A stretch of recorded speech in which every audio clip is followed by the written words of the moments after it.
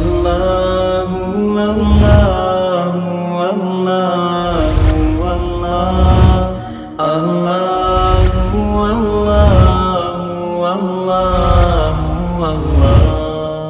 اللہ اللہ اللہ۔ بسم اللہ الرحمن الرحیم۔ ہدایت النحو کا 9واں باب ہے القسم الثانی فی الفعل، سبق نمبر 1 میں خوش آمدید۔ آج کے سبق کے اندر ہم فعل ماضی اور فعل مضارع کے بارے میں پڑھیں گے۔ عبارت دیکھ لیں، ترجمہ کرتے ہیں اور آخر میں اس کی تشریح کرتے ہیں۔ وقت سبق تعریفہ واقسامہ ثلاثۃ ماض و مضارع و امر۔ الاول الماضی وهو فعل دل على زمان قبل زمانک وهو مبنی علی الفتح لم یکن معه ضمیر مرفوع متحرک ولا واو كضرب ومع الضمیر المرفوع المتحرک علی السکون كضربت وعلى الضم مع الواو كضربوا۔ والثانی المضارع وهو فعل يشبه الاسم بإحدى حروف أتين في أوله لفظا في اتفاق الحركات والسكنات نحو يضرب ويستخرج كضارب ومستخرج۔ وفي دخول لام التأكيد في أولهما تقول إن زيدا ليقوم كما تقول إن زيدا لقائم۔ وفي تساويهما في عدد الحروف ومعنى في أنه مشترك بين الحال والاستقبال كاسم الفاعل ولذلك سموه مضارعا۔ ترجمہ دیکھ لیں۔ دوسری قسم ہے فعل کے بارے میں، اور اس کی تعریف پیچھے گزر چکی ہے، اور اس کی 3 قسمیں ہیں: ماضی، مضارع اور امر۔ پہلی قسم ہے ماضی، اور یہ وہ فعل ہے جو دلالت کرتا ہے ایسے زمانے پر جو تمہارے زمانے سے پہلے ہو، اور یہ مبنی بر فتح ہوتا ہے اگر اس کے ساتھ ضمیر مرفوع متحرک نہ ہو اور واو بھی نہ ہو، جیسا کہ ضربا، اور ضمیر مرفوع متحرک کے ساتھ یہ مبنی علی السکون ہوتا ہے، جیسا کہ ضربتا اور ضربتی، اور ضمہ کے اوپر مبنی ہوتا ہے واو کے ساتھ، جیسے کہ ضربو۔ اور دوسری قسم ہے مضارع، اور وہ فعل ہے جو کہ اسم کے مشابہ ہوتا ہے حروف عتین میں سے کسی ایک حرف کے ساتھ اس کے شروع میں لفظاً حرکات و سکنات کے متفق ہونے کے ساتھ، جیسا کہ یضرب، یستخرج اور ضارب اور مستخرج۔ اور لام تاکید کے داخل ہونے کے ساتھ ان دونوں کے شروع میں تقول، تو کہے گا ان زیدا لیقوم، جیسا کہ تو کہے گا ان زیدا لقائم۔ اور ان دونوں کے برابر ہونے میں حروف کے تعداد میں بھی اور مانن بھی مشابہت ہوتی ہے، اس اعتبار سے کہ مشترک ہوتے ہیں حال اور استقبال کے معنی میں، جیسا کہ اسم فاعل، اور اسی وجہ سے اس کا نام رکھا جاتا ہے مضارع۔ عبارت اور ترجمہ ہو چکا ہے، اب چلتے ہیں اس کی تشریح کی طرف۔ دیکھیں، اس سے پہلے والے جو باب تھے ان سارے باب کے اندر ساری کی ساری بحث تھی اسم کے متعلق، اسم کے احکامات تھے، اسم کی اقسام تھی وغیرہ ذالکہ، یہ ساری باتیں مکمل ہو چکی ہیں۔ اور جو نحو کے اندر جو زیادہ تر بحث کی جاتی ہے وہ اسم سے ہی بحث کی جاتی ہے، جو فعل سے بحث کی جاتی ہے نحو کے اندر وہ بہت مختصر بحث کی جاتی ہے، جبکہ اس کے برعکس جو علم صرف ہے، صرف کے اندر فعل سے زیادہ بحث کی جاتی ہے، کیونکہ فعل کے اندر تعلیلات یہ زیادہ ہوتی ہیں، اور اسم کے اندر جو بحث ہے وہ علم الصرف میں فعل کی بنسبت بہت کم بحث کی جاتی ہے۔ تو لہذا زیادہ تر اکثر جو کتاب ہے وہ ہم مکمل پڑھ چکے ہیں، اسم کی مباحث ساری گزر چکی ہیں، یہاں سے فعل کی مباحث شروع ہو رہی ہیں۔ تو سب سے پہلے حضرت بتا رہے ہیں کہ فعل کی جو تعریف ہے وہ پہلے گزر چکی ہے، جیسا کہ کتاب کے شروع کے اندر ہم نے کلمے کی 3 قسمیں پڑھ لی تھی، اسم پڑھ لیا تھا، فعل پڑھ لیا تھا، حرف پڑھ لیا تھا۔ فعل کی تعریف بھی ہم پڑھ چکے ہیں، اور اسی طریقے سے فعل کی جو باقی دیگر خصوصیات ہیں وہ بھی پہلے گزر چکی ہیں۔ اب یہاں سے حضرت فرما رہے ہیں قد سبق تعریف، اس کی جو تعریف ہے پہلے گزر چکی ہے۔ کس کی تعریف؟ فعل کی تعریف، یہ نا القسم الثانی فی الفعل، دوسری قسم فعل کے بارے میں۔ یہاں سے باقی حضرت قسمیں بتا رہے ہیں، واقسامہ ثلاثۃ، اور اس کی 3 قسمیں ہیں۔ یہ جو ہو ضمیر ہے، یہ ہو ضمیر لوٹ رہی ہے فعل کی طرف، اس فعل کی 3 قسمیں ہیں۔ اب وہ 3 قسمیں کون سی ہیں؟ نمبر 1 فعل ماضی، نمبر 2 فعل مضارع، اور نمبر 3 فعل امر۔ یہ 3 قسمیں ہیں فعل کی۔ اب پہلے فعل ماضی کو بتا رہے ہیں، فعل ماضی الاول والماضی، آگے فعل ماضی کیا ہوتا ہے وہ آگے بتا رہے ہیں۔ وَهُوَ فعل دل علی زمان قبل زمانک، اور یہ ایسا فعل ہوتا ہے جو دلالت کرتا ہے ایسے زمانے پر جو آپ کے زمانے سے پہلے گزر چکا ہے۔ آپ کے زمانے سے، میرے زمانے سے، ایک زمانہ تو وہ ہے نا جس کے اندر ہم جی رہے ہیں، اور ایک زمانہ وہ ہے جو ہمارے سے پہلے گزر چکا ہے، جو ہمارے گزشتہ زمانہ ہے، اور اسی طریقے سے ایک زمانہ وہ ہے جو بھی آئندہ آئے گا۔ تو جو ہمارے موجودہ زمانے سے پہلے ایک زمانہ گزر چکا ہے اس کو فعل ماضی کہا جاتا ہے۔ یہی بتا رہے ہیں کہ وہ ایسا فعل ہے جو دلالت کرتا ہے علی زمان، ایسے زمانہ پر جو آپ کے زمانے سے پہلے گزر چکا ہے۔ یہ تو ہوگی فعل ماضی کی تعریف۔ آگے بتا رہے ہیں کہ جو فعل ماضی ہے یہ مبنی بر فتح ہوتا ہے، دیکھیں فعل میں اصل یہ ہے کہ فعل مبنی ہو، اور دوسری بات یہ ہے کہ مبنی میں بھی اصل یہ ہے کہ مبنی کے اوپر فتح ہو۔ وجہ یہ ہے کہ جو فتح ہے وہ اخف الحرکات ہے، اس کو پڑھنے کے اندر آسانی ہوتی ہے۔ تو یہ بتایا کہ فعل ماضی کے اندر اصل یہ ہے کہ اس کے آخر میں فتح ہوتا ہے اور وہ مبنی ہوتا ہے۔ مبنی ہونے کا مطلب یہ ہے کہ اس کے اوپر مختلف عوامل داخل ہو بھی جائیں تب بھی اس کے آخر میں کسی قسم کی کوئی تبدیلی نہیں ہوتی ہے۔ تو مبنی پر فتح ہوتا ہے، جیسا کہ میں آپ کو یہاں پہ لکھ بھی دیتا ہوں، ضربہ۔ اب یہاں پہ دیکھیں اس کا جو آخر با ہے اس کے اوپر فتح ہے، تو یہ جو ضربہ ہے یہ مبنی بر فتح ہے، لیکن مبنی بر فتح ہر صورت میں نہیں ہوگا، اس کے لیے کچھ شرائط اور کچھ کنڈیشن ہے، پھر یہ مبنی بر فتح ہوگا۔ اور دوسری بات آپ یہ بھی سمجھیں کہ مبنی بر فتح جو ہے یہ فتح کبھی ظاہری ہوتا ہے اور کبھی ظاہر میں نہیں ہوتا، لیکن تقدیراً ہوتا ہے۔ جیسا کہ ضربہ ہے، یہاں پہ ظاہری طور پر آپ کو فتح لکھا ہوا نظر آ رہا ہے، لیکن کبھی کبھی ظاہر میں نہیں ہوتا فتح، تقدیراً ہوتا ہے، جیسا کہ رما۔ یہ اسی طریقے سے دعا۔ اب یہ رما اب اصل میں کیا تھا؟ رما یا تھا، اور دعا یہ اصل میں کیا تھا؟ دعوا تھا۔ تو یہاں پر جو فتح تو ہے لیکن فتح لفظوں کے اندر نہیں ہے، وہ تقدیری ہے۔ تو ایک بات تو یہ ہوگی کہ مبنی پر فتح ہوتا ہے، لیکن مبنی پر فتح کب ہوگا؟ جب اس کے ساتھ ضمیر مرفوع متحرک نہ ہو۔ اگر اس کے ساتھ ضمیر مرفوع متحرک ہے تو پھر اس کا جو لام کلمہ ہے یا اس کا جو آخر ہے وہ مبنی بر سکون ہوگا، یعنی آپ نے اس کو ساکن پڑھنا ہے۔ جیسے کسی کی اگر آپ گردان دیکھتے ہیں ضربہ کی، ضربہ ضربا ضربو ضربت ضربتا ضربنا، یہ مثالیں میں لکھ دیتا ہوں آپ کے سامنے، ضربنا ضربتا ضربتما ضربتی وغیرہ ذالکہ۔ اب یہ ساروں میں اگر آپ دیکھیں گے، یہاں پہ دیکھیں با ساکن ہے، یہاں پر با ساکن ہے، یہاں پر با ساکن ہے، یہاں پر با ساکن ہے، تو ساری مثالوں کے اندر جو فعل ہے یہ مبنی بر سکون ہے۔ آپ یہ نہ کہیے گا کہ یہ جو تا ہے، یہ نون ہے، یہ تو فتح ہے، یہ جو آگے اس کے ساتھ لکھا ہوا ہے یہ فعل نہیں ہے، بلکہ یہ اس کے فاعل ہیں، اور جو کہ ایسی علامات ہیں جو فاعل پر دلالت کرتی ہیں، اور ضمیر فاعل ہیں۔ جو فعل ہے نا اصل میں وہ صرف زاد، را اور با ہی ہے۔ تو یہ بتا رہے ہیں کہ اگر اس کے ساتھ ضمیر مرفوع متحرک ملی ہوئی ہوگی تو پھر آپ نے اس کو مبنی بر سکون پڑھنا ہے، یعنی آپ نے اس کے آخر میں ساکن پڑھنا ہے۔ یہ بتا رہے ہیں یہ مبنی بر فتح کب ہوگا؟ ان لم یکن معہ ضمیر مرفوع متحرک، شرط یہ ہے کہ اس کے ساتھ، کس کے ساتھ؟ یہ جو ہو ضمیر ہے، یہ ہو ضمیر لوٹ رہی ہے اس فعل ماضی کی طرف، اس فعل ماضی کے ساتھ ضمیر مرفوع متحرک موجود نہ ہو، ضمیر بھی نہ ہو، اور ضمیر بھی کون سی؟ جو کہ مرفوع کی ضمیر ہے اور متحرک ضمیر ہے، ایسی ضمیر نہ ہو۔ دیکھیں ضمیر کی دو قسمیں ہوتی ہیں، ایک ضمیر ہوتی ہے متحرک، دوسری ضمیر ہوتی ہے ساکن۔ اگر ضمیر ساکن ہونا، جیسا کہ ضربت، اب اس میں تا ضمیر تو ہے لیکن یہ ضمیر ساکن ہے، تو اس صورت میں اندر جو با ہے اس کے اوپر آپ فتح ہی پڑھ رہے ہیں، با کو آپ ساکن نہیں پڑھ رہے ہیں۔ لیکن اگر ضمیر ایسی ہے جس کے اوپر حرکت آ رہی ہے، ضربتا ضربتی ضربتما تم تننا تو نا، یہ جو ضمیر ہے ان کے اوپر حرکت ہے، تو اس صورت میں جو با ہے اس کو آپ مبنی بر ساکن پڑھ رہے ہیں، یعنی آپ اس کے اوپر سکون پڑھ رہے ہیں لام کلمہ پر۔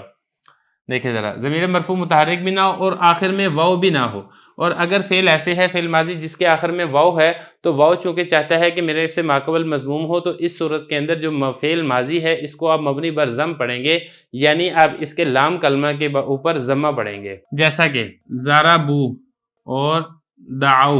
اب اس مثال میں اگر آپ دیکھتے ہیں کہ جو ضربہ یہ فعل ماضی ہے لیکن اس کے ساتھ واو ضمیر لگ چکی ہے، واو ضمیر کے لگنے کی وجہ سے ہم نے اس کو مبنی بر فتح نہیں پڑھا جیسا کہ ہم نے ضربہ میں پڑھا تھا، اس کو ہم نے مبنی بر سکون نہیں پڑھا جیسا کہ ہم نے ضربتا ضربتما میں پڑھا تھا، اور ہم نے اس کو کیا پڑھا ہے؟ ہم نے اس کو مبنی بر ضم پڑھا ہے، کیونکہ واو تقاضا کرتی ہے میرے سے پہلے ضمہ ہو۔ اب یہ جو ضمہ ہے یہ بعض اوقات لفظاً ہوگا، جیسے کہ آپ کو یہاں پہ لفظوں میں لکھا ہوا نظر آ رہا ہے، یا پھر یہ جو ضمہ ہے یہ ضمہ تقدیراً ہوگا، جیسا کہ دعو۔ اب یہاں سے لفظوں کے اندر تو بظاہر واو سے پہلے ضمہ لکھا ہوا نظر نہیں آ رہا ہے، لیکن جب آپ اس کی اصل نکالیں گے دعو تو وہاں پر اس سے پہلے ضمہ ہے۔ تو خلاصہ یہ ہے کہ اگر فعل ماضی کے آخر میں واو ہو تو پھر یہ فعل ماضی جو ہے یہ مبنی بر ضمہ ہوگا، یعنی اس کے آخر میں ضمہ آئے گا۔ ضرب، اب آگے وہی بات بتا رہے ہیں، مع ضمیر مرفوع متحرک علی السکون، اگر اس کے ساتھ ضمیر مرفوع متحرک ملی ہوئی ہے فعل ماضی کے ساتھ تو یہ علی السکون۔ علی السکون کا کیا مطلب ہے؟ اس کا تعلق کس کے ساتھ ہے؟ وَهُوَ مَبْنِيٌّ عَلَى السُّكُونِ، تو اس صورت میں آپ نے فعل ماضی کو مبنی بر سکون پڑھنا ہے، جیسا کہ ضربتا ضربتی۔ وَعَلَى الضَّمِّ مَعَ الْوَاوِ، اور یہ جو علی الضَّمِّ ہے اس کا عطف بھی بالکل ایسے ہی اسی کے اوپر ہے، علی السکون کے اوپر ہے، جیسے کہ اس کا عطف علی الفتح کے اوپر ہے، تو مطلب یہ بنے گا وَهُوَ مَبْنِيٌّ عَلَى الضَّمِّ مال واوی، اگر اس کے ساتھ واو ہے تو پھر یہ مبنی بر ضم ہوگا، یعنی آپ نے اس کے لام کلمہ کے اوپر ضمہ پڑھنا ہے، جیسا کہ ضربو کے اندر ہم نے ضمہ پڑھا ہے اور دعو کے اندر ہم نے ضمہ پڑھا ہے، جیسا کہ ضربو۔ تو یہاں تک فعل ماضی مکمل ہو گیا ہے، اب آگے فعل مضارع کو بتا رہے ہیں۔ دیکھیں دوسری قسم جو فعل کی ہے وہ ہے فعل مضارع۔ مضارع کا مطلب ہوتا ہے مشابہ۔ اصل میں ہوتا یہ ہے کہ جو فعل مضارع ہے اس کی مشابہت ہوتی ہے اسم فاعل کے ساتھ، اسم فاعل کے ساتھ مشابہت ہونے کی وجہ سے اس کو مشابہ یعنی مضارع کہا جاتا ہے۔ اب یہ جو مشابہت ہوتی ہے یہ دو طرح کی مشابہت ہوتی ہے، ایک مشابہت ہوتی ہے لفظوں میں، دوسری مشابہت ہوتی ہے معنی میں۔ لفظوں میں 3 طرح سے مشابہ ہوتا ہے اسم فاعل کے، اور معنی میں ایک طرح سے یہ مشابہ ہوتا ہے۔ اب ایک ایک کر کے حضرت اسی کے بارے میں تفصیل بیان کریں گے۔ تو یہ حضرت نے فرمایا دوسری قسم فعل مضارع ہے وہ ایسا فعل ہے یشبہ الاسم جو مشابہ ہوتا ہے اسم کے۔ اب اسم سے کون سا اسم مراد ہے وہ میں آپ کو بتا چکا ہوں، اسم فاعل۔ اور دوسری بات آگے یہ فرما رہے ہیں کہ اس کے شروع کے اندر حروف عطین ہوتا ہے، فعل مضارع کے شروع میں حروف عطین کس کو کہتے ہیں؟ حمزہ، تا، یا، نون۔ اگر آپ گردان دیکھیں گے نا فعل مضارع کی، یضرب، یضربانی، یضربون، اب ان تینوں صیغوں کے شروع میں یا ہے، حروف عطین میں سے یا ہے، اور اسی طریقے سے تضرب، تضربانی، یہاں پہ شروع میں تا ہے، اسی طریقے سے اضرب اس میں حمزہ ہے، نضرب اس میں نون ہے۔ تو خلاصہ یہ ہے کہ فعل مضارع کے شروع میں حروف عطین میں سے کوئی نہ کوئی ایک حرف پایا جاتا ہے۔ یہ بتا رہے ہیں کہ جو فعل مضارع ہے اس کے شروع میں حروف عطین میں سے کوئی ایک حرف پایا جاتا ہے لفظوں کے اندر۔ فی اتفاق الحرکات والسکنات، نمبر 1، یہ جو اس کی مشابہت ہوتی ہے اسم فاعل کے ساتھ، یہ حرکات و سکنات کے اندر مشابہت ہوتی ہے۔ کیسے مشابہت ہوتی ہے حرکات و سکنات میں؟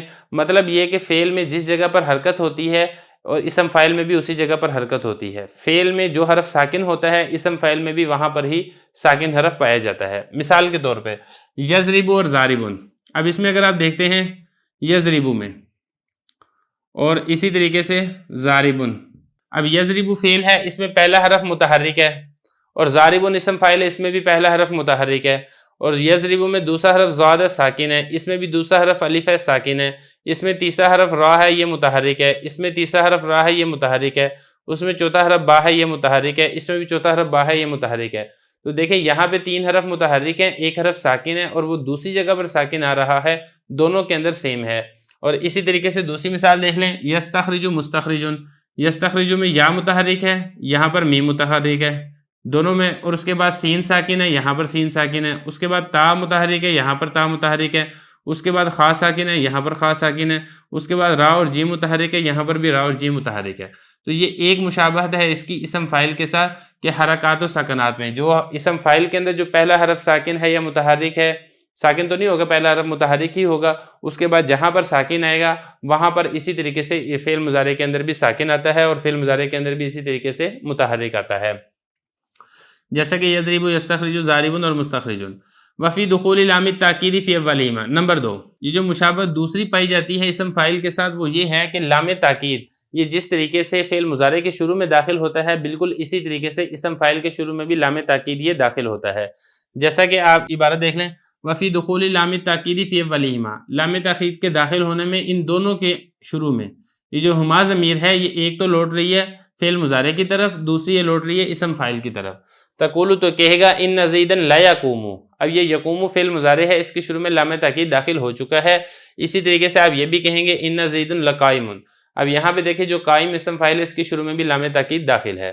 تو لفظوں کے اعتبار سے 2 مشابہت ہوگی۔ نمبر 3، لفظوں کے اعتبار سے تیسری مشابہت اس میں یہ ہے تساویہما فی عدد الحروف، یہ جو اسم فاعل ہے اور فعل مضارع ہے یہ حروف کی تعداد کے اندر بھی برابر ہوتے ہیں، جیسا کہ مثالیں پہلے گزر چکی ہیں۔ ضاربن میں اگر آپ حروف گنیں گے نا، یضرب میں 1 2 3 4 4 حرف ہیں، ضاربن میں بھی 4 حرف ہیں، 1 2 3 4، اور اسی طریقے سے یستخرج میں دیکھیں 1 2 3 4 5 6 6 حرف ہیں، یہاں پہ بھی 6 حرف ہوں گے، 1 2 3 4 5 6۔ تو یہ بتا رہے ہیں تساویہما فی عدد الحروف، حروف کی تعداد کے اندر بھی یہ برابر ہوتے ہیں۔ تو لفظوں کے اعتبار سے 3 مشابہتیں پائی گئی ہیں، اور معنی کے اعتبار سے بھی ایک مشابہت ہے، وہ کیا ہے؟ یہ فرما رہے ہیں ومانن، اور معنی میں بھی مشابہ ہوتا ہے یہ فعل مضارع اسم فاعل کے۔ کس اعتبار سے؟ انہو، بے شک وہ، کون وہ؟ فعل مضارع مشترک ہوتا ہے حال اور استقبال میں، یعنی فعل مضارع ہے، اس کے دو معنی ہوتے ہیں، ایک یہ حال کے معنی کے لیے بھی استعمال ہوتا ہے اور یہ مستقبل کے معنی کے لیے بھی استعمال ہوتا ہے۔ بالکل ایسے ہی اسم فاعل میں بھی یہی دو معنی استعمال ہوتے ہیں، حال کے لیے بھی استعمال ہوتا ہے اور مستقبل کے لیے بھی استعمال ہوتا ہے۔ تو خلاصہ یہ ہے کہ فعل مضارع یہ اسم فاعل کے مشابہ ہوتا ہے، اور مشابہ ہونے کی وجہ سے نحوی جین نے، علماء نحوی نے اس کا نام فعل مضارع یعنی فعل مشابہ رکھا ہے۔ دیکھیں، اور معنی کے اعتبار سے بھی مشابہ ہوتا ہے، اس اعتبار سے کہ مشترک ہوتا ہے اس کا معنی حال اور استقبال میں، جیسا کہ اسم فاعل وَلِذَلِكَ سَمَّوْهُ مُضَارِعًا، اور اسی وجہ سے سمو نام رکھا ہے ہو اس کا، کس کا؟ یہ جو ہو ضمیر ہے یہ لوٹ رہی ہے اس فعل مضارع کی طرف، فعل مضارع کا نام انہوں نے رکھا ہے، علماء نحوی جین نے رکھا ہے، کیا نام رکھا ہے؟ مضارع یعنی مشابہ، کہ یہ اسم فاعل کے مشابہ ہوتا ہے۔ بسم اللہ الرحمن الرحیم۔ ہدایت النحو کا 9واں باب ہے القسم الثانی فی الفعل، سبق نمبر 2 میں خوش آمدید۔ آج کے سبق کے اندر ہم فعل مضارع کی خصوصیت پڑھیں گے۔ عبارت دیکھ لیں، وَالسِّینُ وَسَوْفَ تُخَصِّصُهُ بِالِاسْتِقْبَالِ نَحْوُ سَيَضْرِبُ وَسَوْفَ يَضْرِبُ، وَاللَّامُ الْمَفْتُوحَةُ بِالْحَالِ نَحْوُ لَيَضْرِبُ، وَحُرُوفُ الْمُضَارِعَةِ مَضْمُومَةٌ فِي الرُّبَاعِ نَحْوُ يُدَحْرِجُ وَيُخْرِجُ، لِأَنَّ أَصْلَهُ يُؤَخْرِجُ، وَمَفْتُوحَةٌ فِيمَا عَدَاهُ كَيَضْرِبُ وَيَسْتَخْرِجُ، وَإِنَّمَا أَعْرَبُوهُ مَعَ أَنَّ أَصْلَ الْفِعْلِ الْبِنَاءُ لمضارعته أي لمشابهته الاسم فيما عرفت، وأصل الاسم الإعراب، ولذلك إذا لم يتصل به نون تأكيد ولا نون جمع المؤنث، وإعرابه 3 أنواع رفع ونصب وجزم، نحو هو يضرب، لن يضرب، لم يضرب۔ عبارت ہو گئی ہے، اب اس کا ترجمہ دیکھ لیں پھر اس کی تشریح کرتے ہیں۔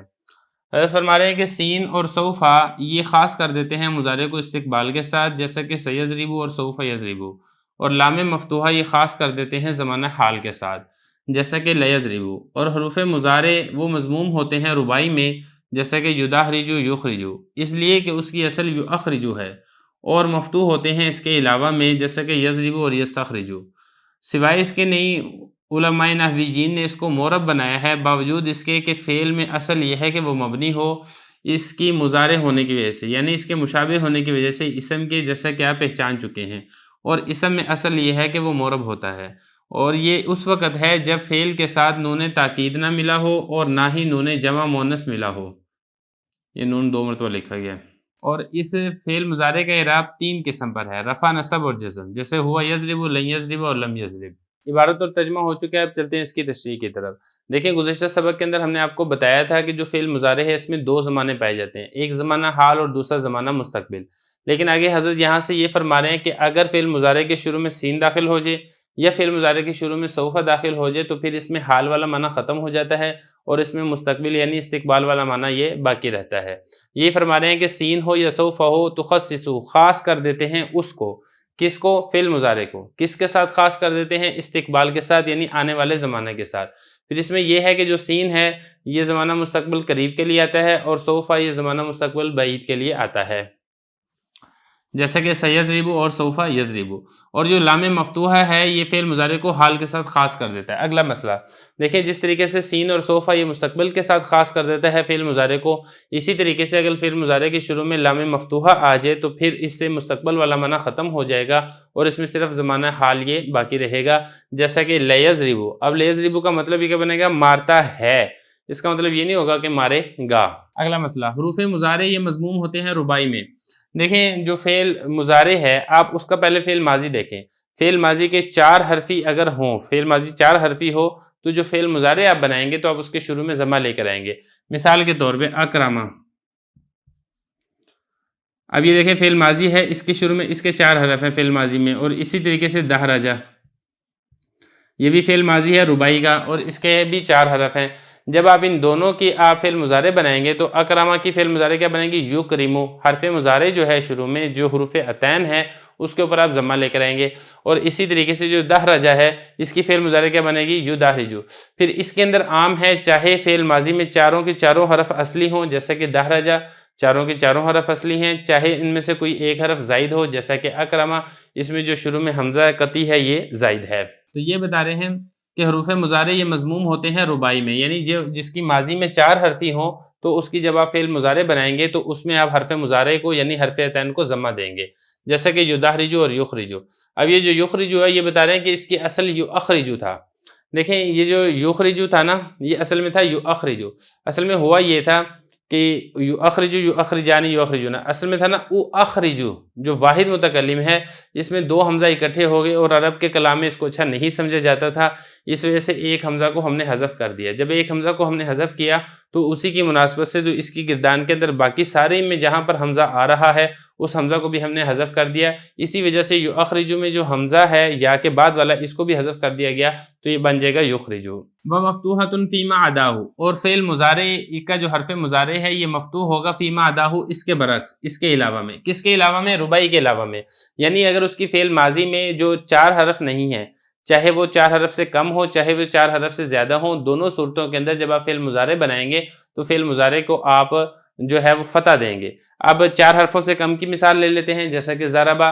اب ضربہ میں اگر آپ دیکھیں غور کریں گے تو اس کا جو فعل ماضی ہے 3 حرفی ہے، جب 3 حرفی ہے تو جب آپ اس کا فعل مضارع بنائیں گے تو پھر آپ کیا بنائیں گے؟ یضربو۔ تو لہذا فعل مضارع میں جو حرف مضارع آپ اس کو فتح دیں گے، ضمہ نہیں دیں گے۔ یہ اسی طریقے سے 4 حرفی سے زائد ہو، جیسا کہ استخرجا، اب یہاں سے 4 حرفوں سے زائد ہے تو لہذا جب ہم نے اس کی فعل مضارع بنایا ہے تو تب بھی ہم اس کو کیا دیں گے؟ حرف مضارع کو فتح دیں گے، یستخرجو۔ تو یہ بتا رہے ہیں کہ اس کے علاوہ میں فعل مضارع یہ مفتوح ہوگا۔ وَإِنَّمَا أَعْرَبُوهُ، یہ ایک سوال کا جواب ہے۔ سوال یہاں پر یہ ہوتا ہے کہ آپ نے یہ کہا تھا کہ فعل کے اندر اصل یہ ہے کہ فعل مبنی ہوتا ہے، تو آپ نے فعل مضارع کو معرب کیوں قرار دیا ہے؟ یہ پہلے سوال دیکھ لیں پھر اس کا جواب دیں گے۔ وَإِنَّمَا أَعْرَبُوهُ، سوائے اس کے نہیں معرب قرار دیا ہے اس کو، کس کو؟ یہ جو ہو ضمیر ہے یہ ہو ضمیر لوٹ رہی ہے فعل مضارع کی طرح۔ ما ان اصل الفعل، باوجود اس کے کہ جو فعل میں اصل ہے البناؤ، کہ وہ فعل مبنی ہوتا ہے۔ اب کیوں قرار دیا وہ آگے وجہ بتا رہے ہیں، دیکھیں وجہ اس کی یہ ہے، اس کے مشابہ ہونے کی وجہ سے اسم میں، جیسا کہ آپ پہچان چکے ہیں گزشتہ سبق کے اندر تفصیل کے ساتھ میں نے آپ کو بتایا تھا کہ جو فعل مضارع ہے اس کی مشابہت ہوتی ہے اسم فاعل کے ساتھ لفظوں کے اعتبار سے بھی اور معنی کے اعتبار سے بھی۔ تو چونکہ یہ اسم کے مشابہ ہوتا ہے اور اسم کے اندر اصل یہ ہے کہ اسم معرب ہوتا ہے، لہذا اس کا جو مشابہ ہے اس کے اندر بھی ہم نے اسی کو معرب ہی قرار دے دیا ہے۔ لمضارعتی، بوجہ اس کے مضارع، یعنی اس کے مشابہ ہونے کی وجہ سے اسم کے، یہ جو فعل مضارع ہے یہ اسم کے مشابہ ہوتا ہے فیما عرفتہ، جیسے کہ آپ پہلے تفصیل سے پہچان چکے ہیں کہ اسم فاعل کے ساتھ لفظوں بھی مشابہت ہے اور مانن بھی مشابہت ہے۔ وَأَصْلُ الْإِسْمِ الْإِعْرَابُ، اور اسم میں جو اصل ہے وہ معرب ہونا ہے۔ جب اسم میں اصل معرب ہونا ہے تو جو اسم کی فرع ہے یعنی جو اسم کے مشابہ ہے اس کے اندر بھی ہم نے اس کو معرب ہی بنا دیا ہے۔ وَلِذَلِكَ إِذَا لَمْ يَتَّصِلْ بِنُونِ تَأْکِید وَلَا نُونِ جَمْعِ الْمُؤَنَّث۔ اگلا مسئلہ یہاں پر یہ ہے کہ دیکھیں فعل مضارع ہے تو یہ معرب ہے، لیکن اس کے لیے 2 شرطیں ہیں۔ پہلی شرط اس کے اندر یہ ہے کہ اس کے ساتھ نون تاکید کا نہ لگا ہو۔ فعل مضارع کے ساتھ بھی نون تاکید ثقیلہ کا بھی لگتا ہے، نون تاکید خفیفہ کا بھی لگتا ہے، جس طریقے سے فعل امر اور فعل نہیں کے اندر نون تاکید ثقیلہ اور نون تاکید خفیفہ کا لگتا ہے۔ جب فعل مضارع میں نون تاکید ثقیلہ کا یا خفیفہ کا لگتا ہے تو پھر فعل مضارع کو فعل مستقبل معنی کے اندر کر دیتا ہے۔ جب اس کے ساتھ نون تاکید کا لگے گا، چاہے ثقیلہ کا لگے چاہے خفیفہ کا لگے، دونوں صورتوں کے اندر یہ جو فعل ہے یہ مبنی بن جائے گا۔ پھر اس میں تینوں اعراب نہیں آئیں گے، رفع نصب جزم، جس طریقے سے 3 اعراب آتے ہیں فعل مضارع کے، وہ اعراب اس کے اندر نہیں آئیں گے۔ تو پہلی تو یہ والی بات ہے کہ نون تاکید اس کے ساتھ نہ ملا ہوا ہو، اور دوسری اس کے اندر شرط یہ ہے کہ جو جمع مؤنث کا نون ہے وہ بھی اس کے ساتھ نہ ملا ہو۔ اگر فعل مضارع کے ساتھ جمع مؤنث کا نون مل گیا ہے آخر میں، یعنی فعل مضارع میں جو جمع مؤنث کے دونوں صیغے ہیں یہ مبنی ہوتے ہیں، یہ معرب نہیں ہوتے ہیں۔ یہ بتا رہے ہیں وَلِذَلِكَ، اور یہ اس وقت ہے اِذَا لَمْ يَتَّصِلْ بِهِ نون تاکید، جب فعل مضارع کے ساتھ نون تاکید نہ ملا ہو اور نون جمع مؤنث نہ ملا ہو۔ اگر نون تاکید ملا ہوا ہوگا تو فعل مضارع یہ معرب نہیں ہوگا، اگر اس کے ساتھ جمع مؤنث کا نون ملا ہوا ہوگا تو تب بھی یہ معرب نہیں ہوگا، بلکہ ان دونوں صورتوں میں یہ مبنی ہوگا۔ وَإِعْرَابُهُ ثَلَاثَةُ أَنْوَاعٍ، اب یہ جو فعل مضارع ہے اس کے اعراب کی 3 قسمیں ہیں، ایک ہے رفع، دوسرا ہے نصب اور تیسرا ہے جزم۔ دیکھیں یہ جو فعل مضارع ہے یہ اعراب کے اعتبار سے اسم میں اس میں تھوڑا سا فرق ہے، وہ یہ ہے کہ جو اسم کا اعراب ہے وہ رفع نصب اور جر آتا ہے، لیکن جو فعل ہے فعل میں جر نہیں آتی، کیونکہ جو جر ہے وہ اسم کے ساتھ خاص ہوتی ہے، تو فعل میں جر کے بدلے میں جزم آتا ہے۔ تو یہ بتا رہے ہیں کہ فعل کا اعراب وہ 3 قسم پر ہے فعل مضارع کا، رفع نصب اور جزم۔ جیسے کہ ہوا یضرب، اب یہ رفع کی مثال ہے، مبنی پر ضم ہے، مبنی تو نہیں ہے مضارع ہے اور اس کے آخر میں ضمہ ہے، اور اسی طریقے سے لن یضربا، اس میں آخر میں فتح ہے، یہ نصب کی مثال آ گئی ہے، اور لم یضرب یہ جزم کی مثال ہے کہ آخر میں با یہ ساکن ہے۔ تو یہاں تک جو ہے ہمارے فعل مضارع کی خصوصیات یہ مکمل ہو گئی ہیں۔ بسم اللہ الرحمن الرحیم، ہدایت النحو کا 9واں باب ہے القسم الثانی فی الفعل، سبق نمبر 3 میں خوش آمدید۔ آج کے سبق کے اندر ہم فعل مضارع کا اعراب پڑھیں گے، دوبارہ دیکھ لیں۔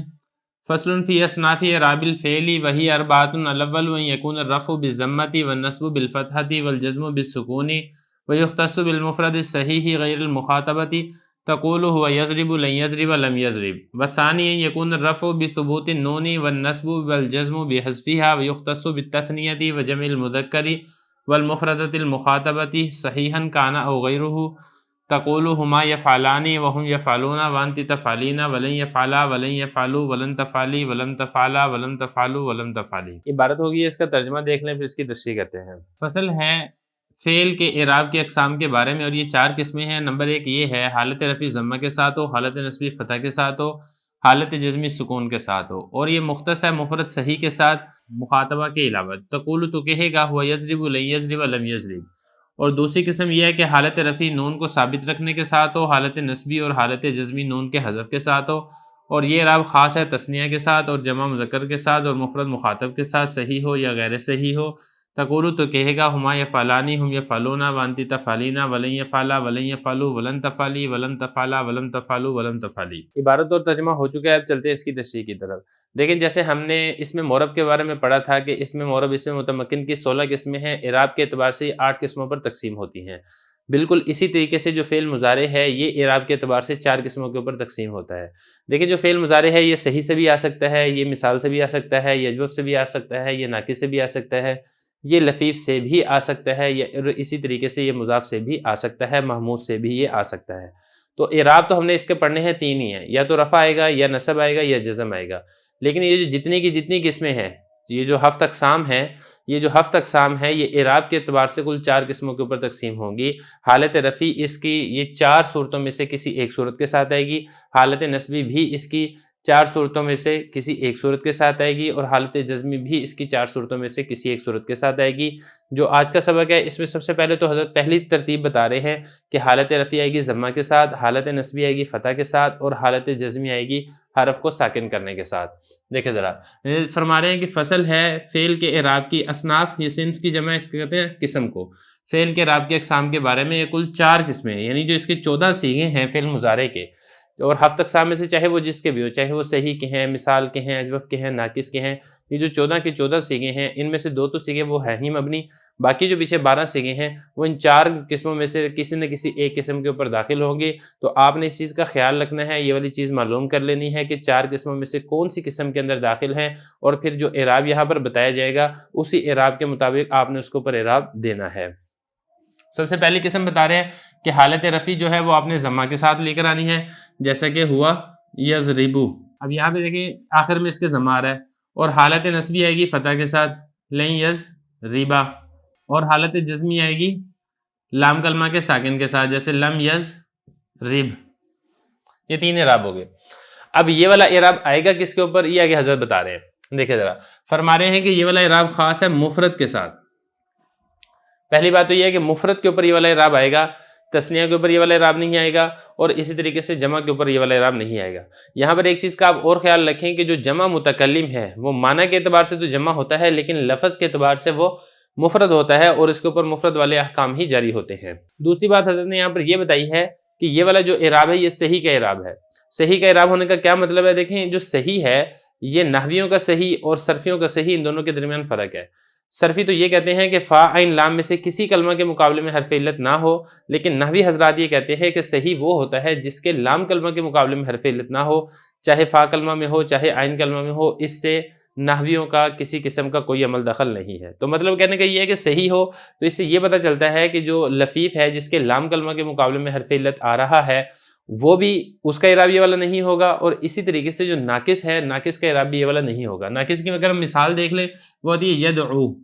اب یہاں پہ دیکھیں اس کا جو لام کلمہ ہے یہ ساکن ہے، تو اس کا جو یہاں پر حالت رفع ہے وہ ضمہ کے ساتھ نہیں آ رہی ہے. تو یہ بتایا کہ مفرد کا یہ والا اعراب ہوگا اور صحیح کا یہ والا اعراب ہوگا.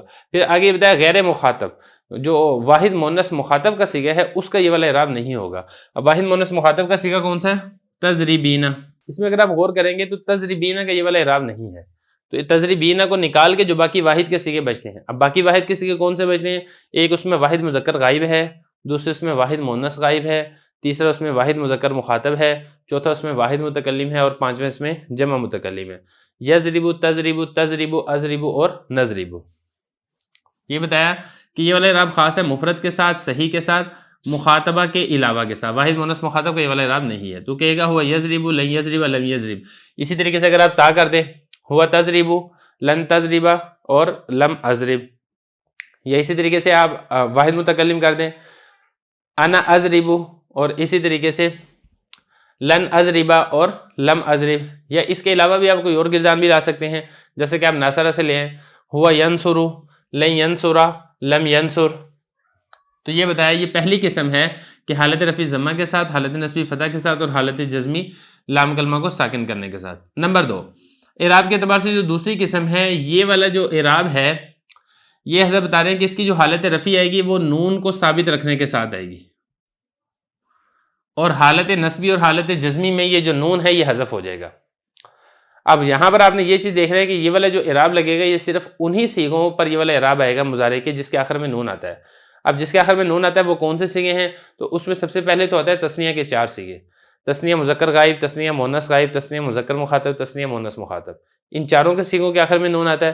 دوسرا اس میں جو نون آتا ہے وہ جمع مؤنث کے دونوں صیغوں کے آخر میں نون آتا ہے.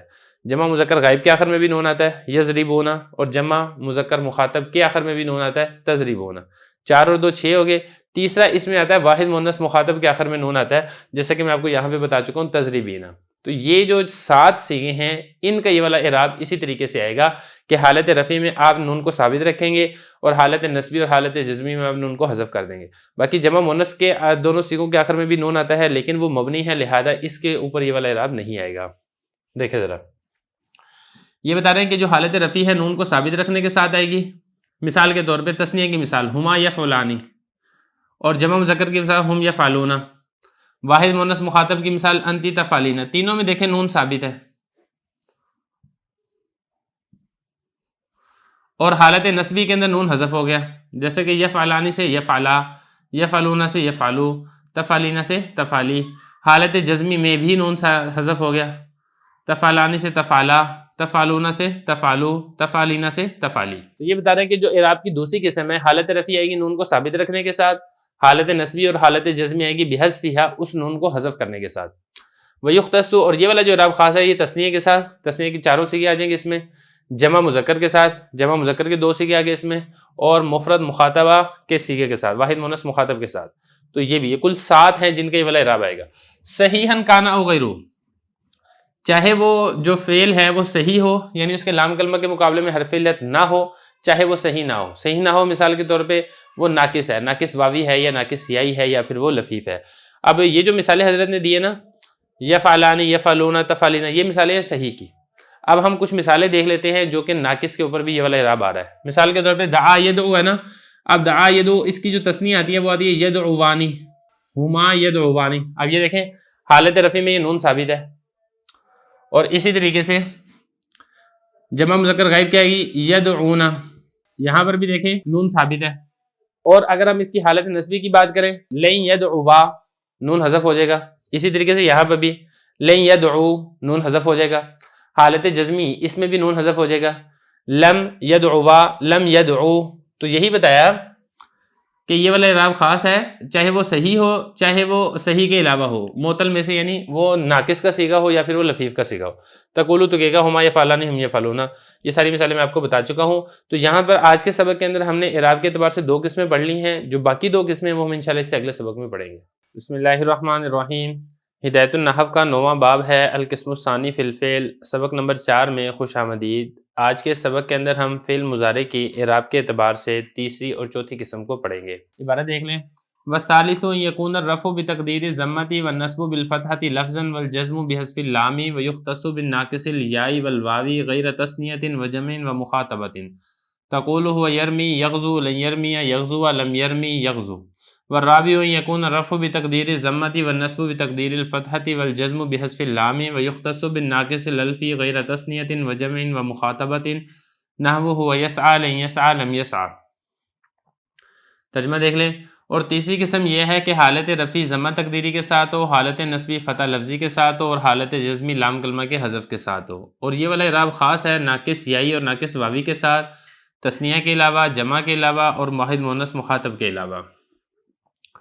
تقول تو کہے گا ہوا یرمی یغزو، لن یرمی یغزو، لم یرمی لم یغزو. اور چوتھی قسم یہ ہے کہ حالت رفع ضمہ تقدیری کے ساتھ، حالت نصبی فتح تقدیری کے ساتھ، اور حالت جزمی لام کلمہ کے حذف کرنے کے ساتھ ہو، اور یہ والا اعراب خاص ہے ناقص الفی کے ساتھ، تثنیہ کے علاوہ، جمع کے علاوہ، اور واحد مؤنث مخاطب کے علاوہ۔ تقول تو کہے گا ہوا یسعی، لن یسعی اور لم یسعی۔ دیکھیں اعراب کے اعتبار سے ہم دو قسمیں پہلے تفصیل سے پڑھ چکے ہیں، اب یہاں سے تیسری اور چوتھی قسم کو بیان کر رہے ہیں۔ تیسری قسم میں یہ ہوتا ہے کہ حالت رفع ضمہ تقدیری کے ساتھ ہوتی ہے، مطلب یہ کہ وہاں پہ فرض کر لیا جاتا ہے کہ یہاں پر ضمہ ہے، اصل کے اعتبار سے تو ضمہ ہوتا ہے لیکن تعلیل کرنے کے بعد وہاں پر ضمہ باقی نہیں رہتا ہے۔ اور اسی طریقے سے جو حالت نصبی ہے اس میں فتح لفظوں کے اندر آتا ہے، آپ کو لکھا ہوا نظر آ رہا ہوتا ہے، اور جو حالت جزمی ہے اس میں لام کلمے کو حذف کر دیا جاتا ہے۔ یہ ہوگی تیسری قسم، اور اسی اعتبار سے چوتھی قسم بھی ہے۔ تیسری قسم دیکھیں ذرا، جیسا کہ یرمی، اب یہاں پہ حالت رفع میں دیکھیں گے نا، یہ اصل میں کیا تھا، یرمیو تھا، یا کے اوپر ضمہ تھا، لیکن پھر جیسا کہ یدو یرمی والا قانون ہے، اس قانون کے تحت ہم نے اس کے ضمہ کو حذف کر دیا، تو اس کے اوپر ہے تو رفع ہے، ضمہ ہے، لیکن وہ ضمہ لفظوں کے اندر نہیں ہے بلکہ ضمہ اس کے اندر تقدیری ہے۔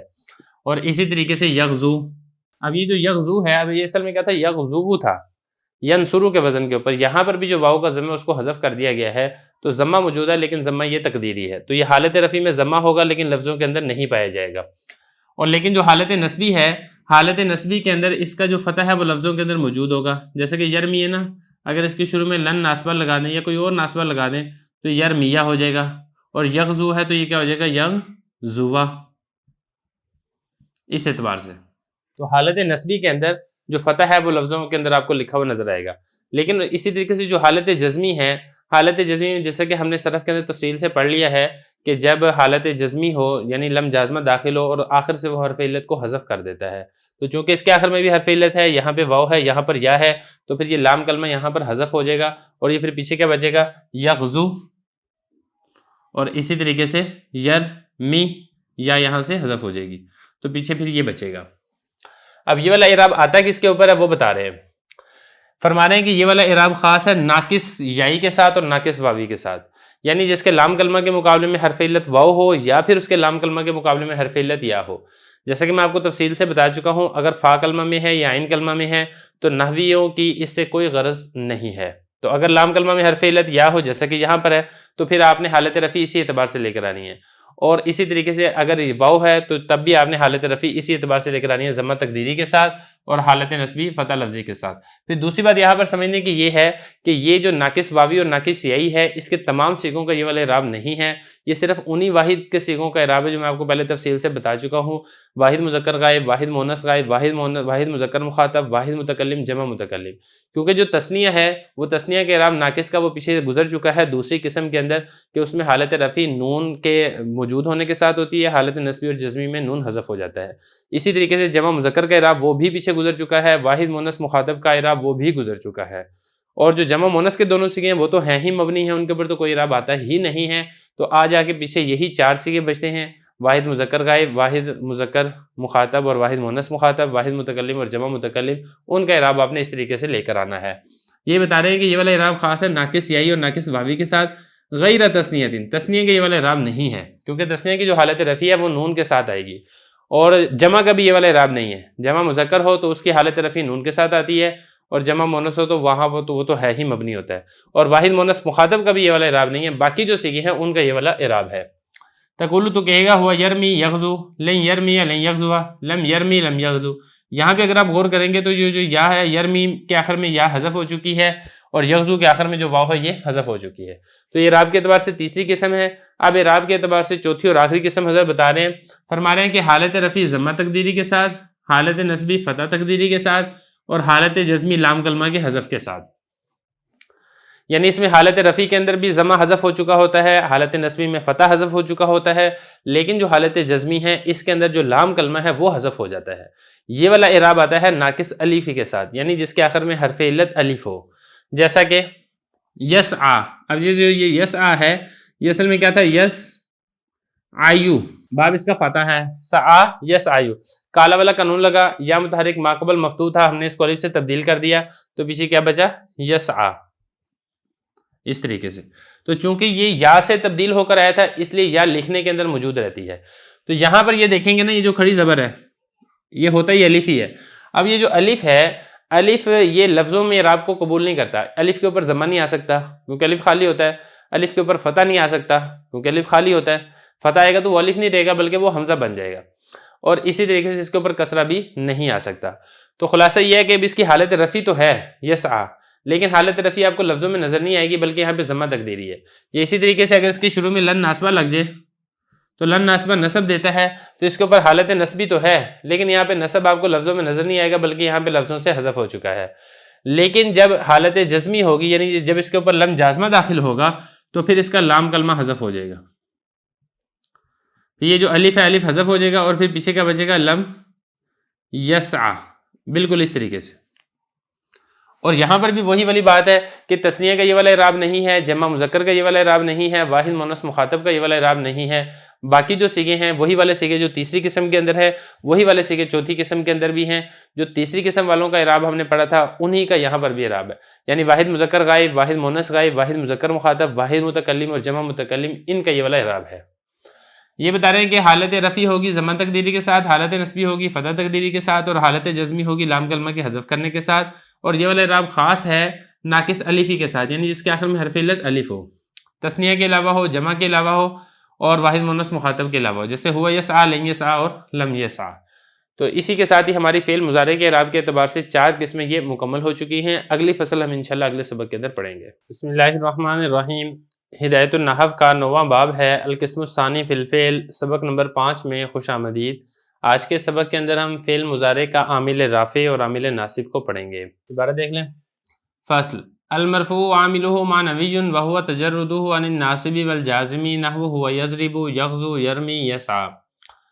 فصل المنصوب عاملہ 5 احرف ان ولن وکی واذن وان المقدرۃ نحو اريد ان تحسن الی وانا لن اضربک واسلمت کی يدخل الجنۃ واذن یغفر اللہ لک وتقدر ان فی 7 مواضع بعد حتی نحو اسلمت حتی ادخل الجنۃ ولام کی نحو قام زید لیذهب ولام الجہد نحو ما کان اللہ لیعذبہم والفاعل واقعۃ فی جواب الامر والنہی والاستفہام والنفی والتمنی والعرض نحو اسلم فتسلم ولا تعص فتعذب وهل تعلم فتنجو وما تزورنا فنکرمک ولیت لی مالا فانفقہ والا تنزل بنا فتصیب خیرا۔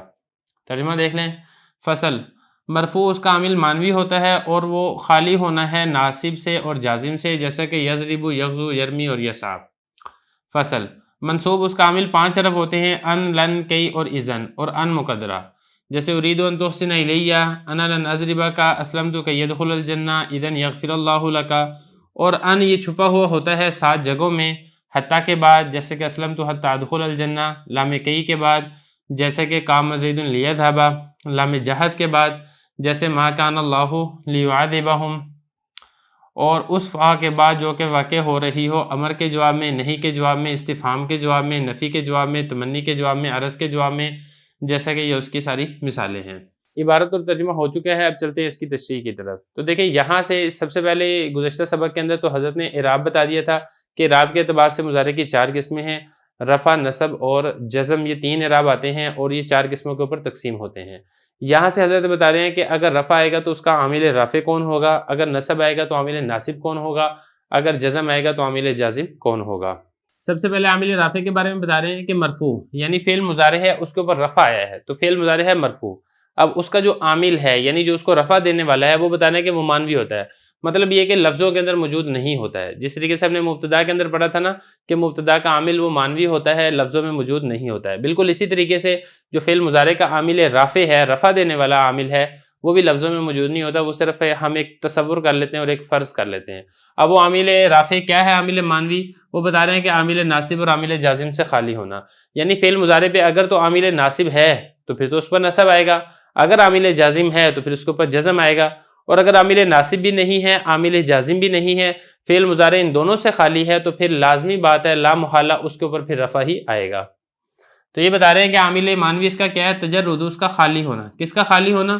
فعل مضارع کا خالی ہونا عامل ناصب اور عامل جازم سے، جیسا کہ ہوا یضرب، یغزو، یرمی، یسعی۔ اب دیکھیں اس کو آپ یضرب پڑھیں، اس کے شروع میں کچھ بھی نہ ہو تو تب بھی اس کے اوپر رفع ہی آئے گا، یغزو پڑھیں، یسعی پڑھیں، یرمی پڑھیں، تمام صورتوں کے اندر رفع آئے گا. تو ضروری نہیں ہے کہ کوئی نہ کوئی اس کے اوپر رفع دینے والا عامل موجود ہو. بس یہی کافی ہے کہ اس کے شروع میں لم داخل نہیں ہے، لن ناسبہ داخل نہیں ہے وغیرہ ذالکہ. یہ تو ہو گیا رفع کی بات. اب آگے نصب کی بات بتا رہے ہیں کہ جو فعل مضارع منصوب ہوتا ہے اس کا جو عامل ہے یعنی جو اس کو نصب دیتا ہے، یہ کل 5 حرف ہیں جو کہ فعل مضارع پر داخل ہو کے فعل مضارع کو نصب دیتے ہیں. بتا رہے ہیں کہ فعل مضارع جو منصوب ہوتا ہے اس کا عامل 5 حروف 5 حرف ہیں. وہ کون سے حرف ہیں؟ نمبر 1 ان، نمبر 2 لن، نمبر 3 کئی، نمبر 4 اذن، اور نمبر 5 ان مقدرہ. ان یہ فعل پر داخل ہوتا ہے اور اس کو مصدر کے معنی میں کر دیتا ہے. یہ تو ہو گیا ان. اور دوسرا لام نون زبر لن، یہ فعل مضارع پر داخل ہوتا ہے اور فعل مضارع میں ایک تو نفی کا معنی پیدا کرتا ہے، دوسرا نفی میں تاکید پیدا کرتا ہے، تیسرا فعل مضارع کو مستقبل کے معنی کے اندر کر دیتا ہے. اور یہ جو کئی ہے اور اذن ہے یہ سبب اور وجہ بتانے کے لیے آتے ہیں. یعنی جو بعد والا فعل ہوتا ہے نا وہ ما قبل فعل اس کی سبب بنتا ہے، اس کی وجہ بنتی ہے. بہرحال تفصیل آگے آ جائے گی. اور اسی طریقے سے جو ان ہے یہ بعض اوقات لفظوں میں موجود ہوتا ہے اور بعض اوقات یہ ان چھپا ہوا ہوتا ہے. ساروں کی مثالیں آگے آ رہی ہیں. مثال کے طور پہ نمبر 1 اريد ان تحسن الی. اب یہ دیکھیں تحسن فعل تھا، احسن یحسن احسان باب فعل ہے اس کا، تو تحسن تھا، لیکن جب شروع میں ان ناسبہ داخل ہو گیا تو اس نے تحسن کو تحسینا کر دیا، اس کے آخر میں نصب دے دیا. اور نمبر 2 دوسری مثال دیکھیں، اس کا ترجمہ دیکھ لیں. میں ارادہ کرتا ہوں کس بات کا؟ کہ تو میرے ساتھ نیکی کا معاملہ کرے، اچھائی کا معاملہ کرے.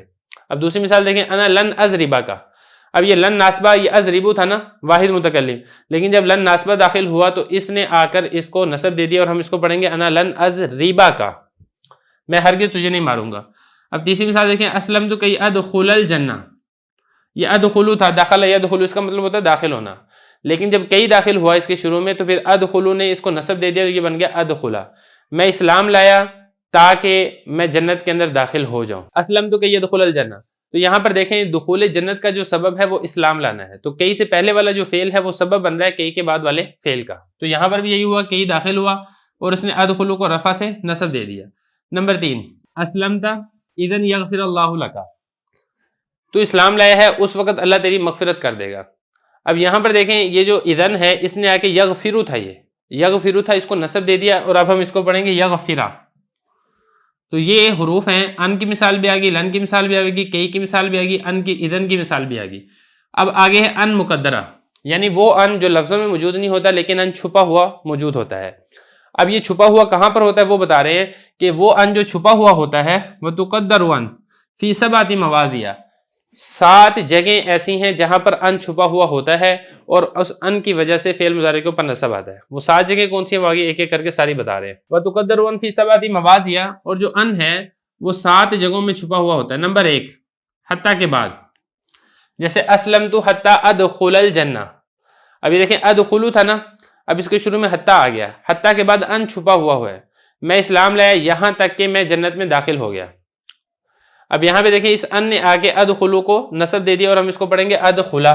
نمبر 1. نمبر 2 لام کئی کے بعد،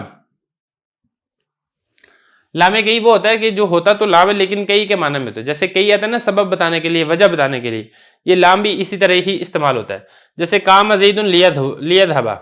اب یہاں پہ دیکھیں یہ جو لام ہے یہ کئی کے معنی میں ہے، اس لام کے بعد بھی ان چھپا ہوا ہے کیونکہ یہ اصل میں تھا ذهب يذهب، لیکن جب ان داخل ہو گیا تو یہ ہو گیا لیذهب، تو اس کے اوپر اس نے نصب داخل کر دیا لیکن ان لفظوں میں موجود نہیں ہے بلکہ یہاں پر چھپا ہوا ہے.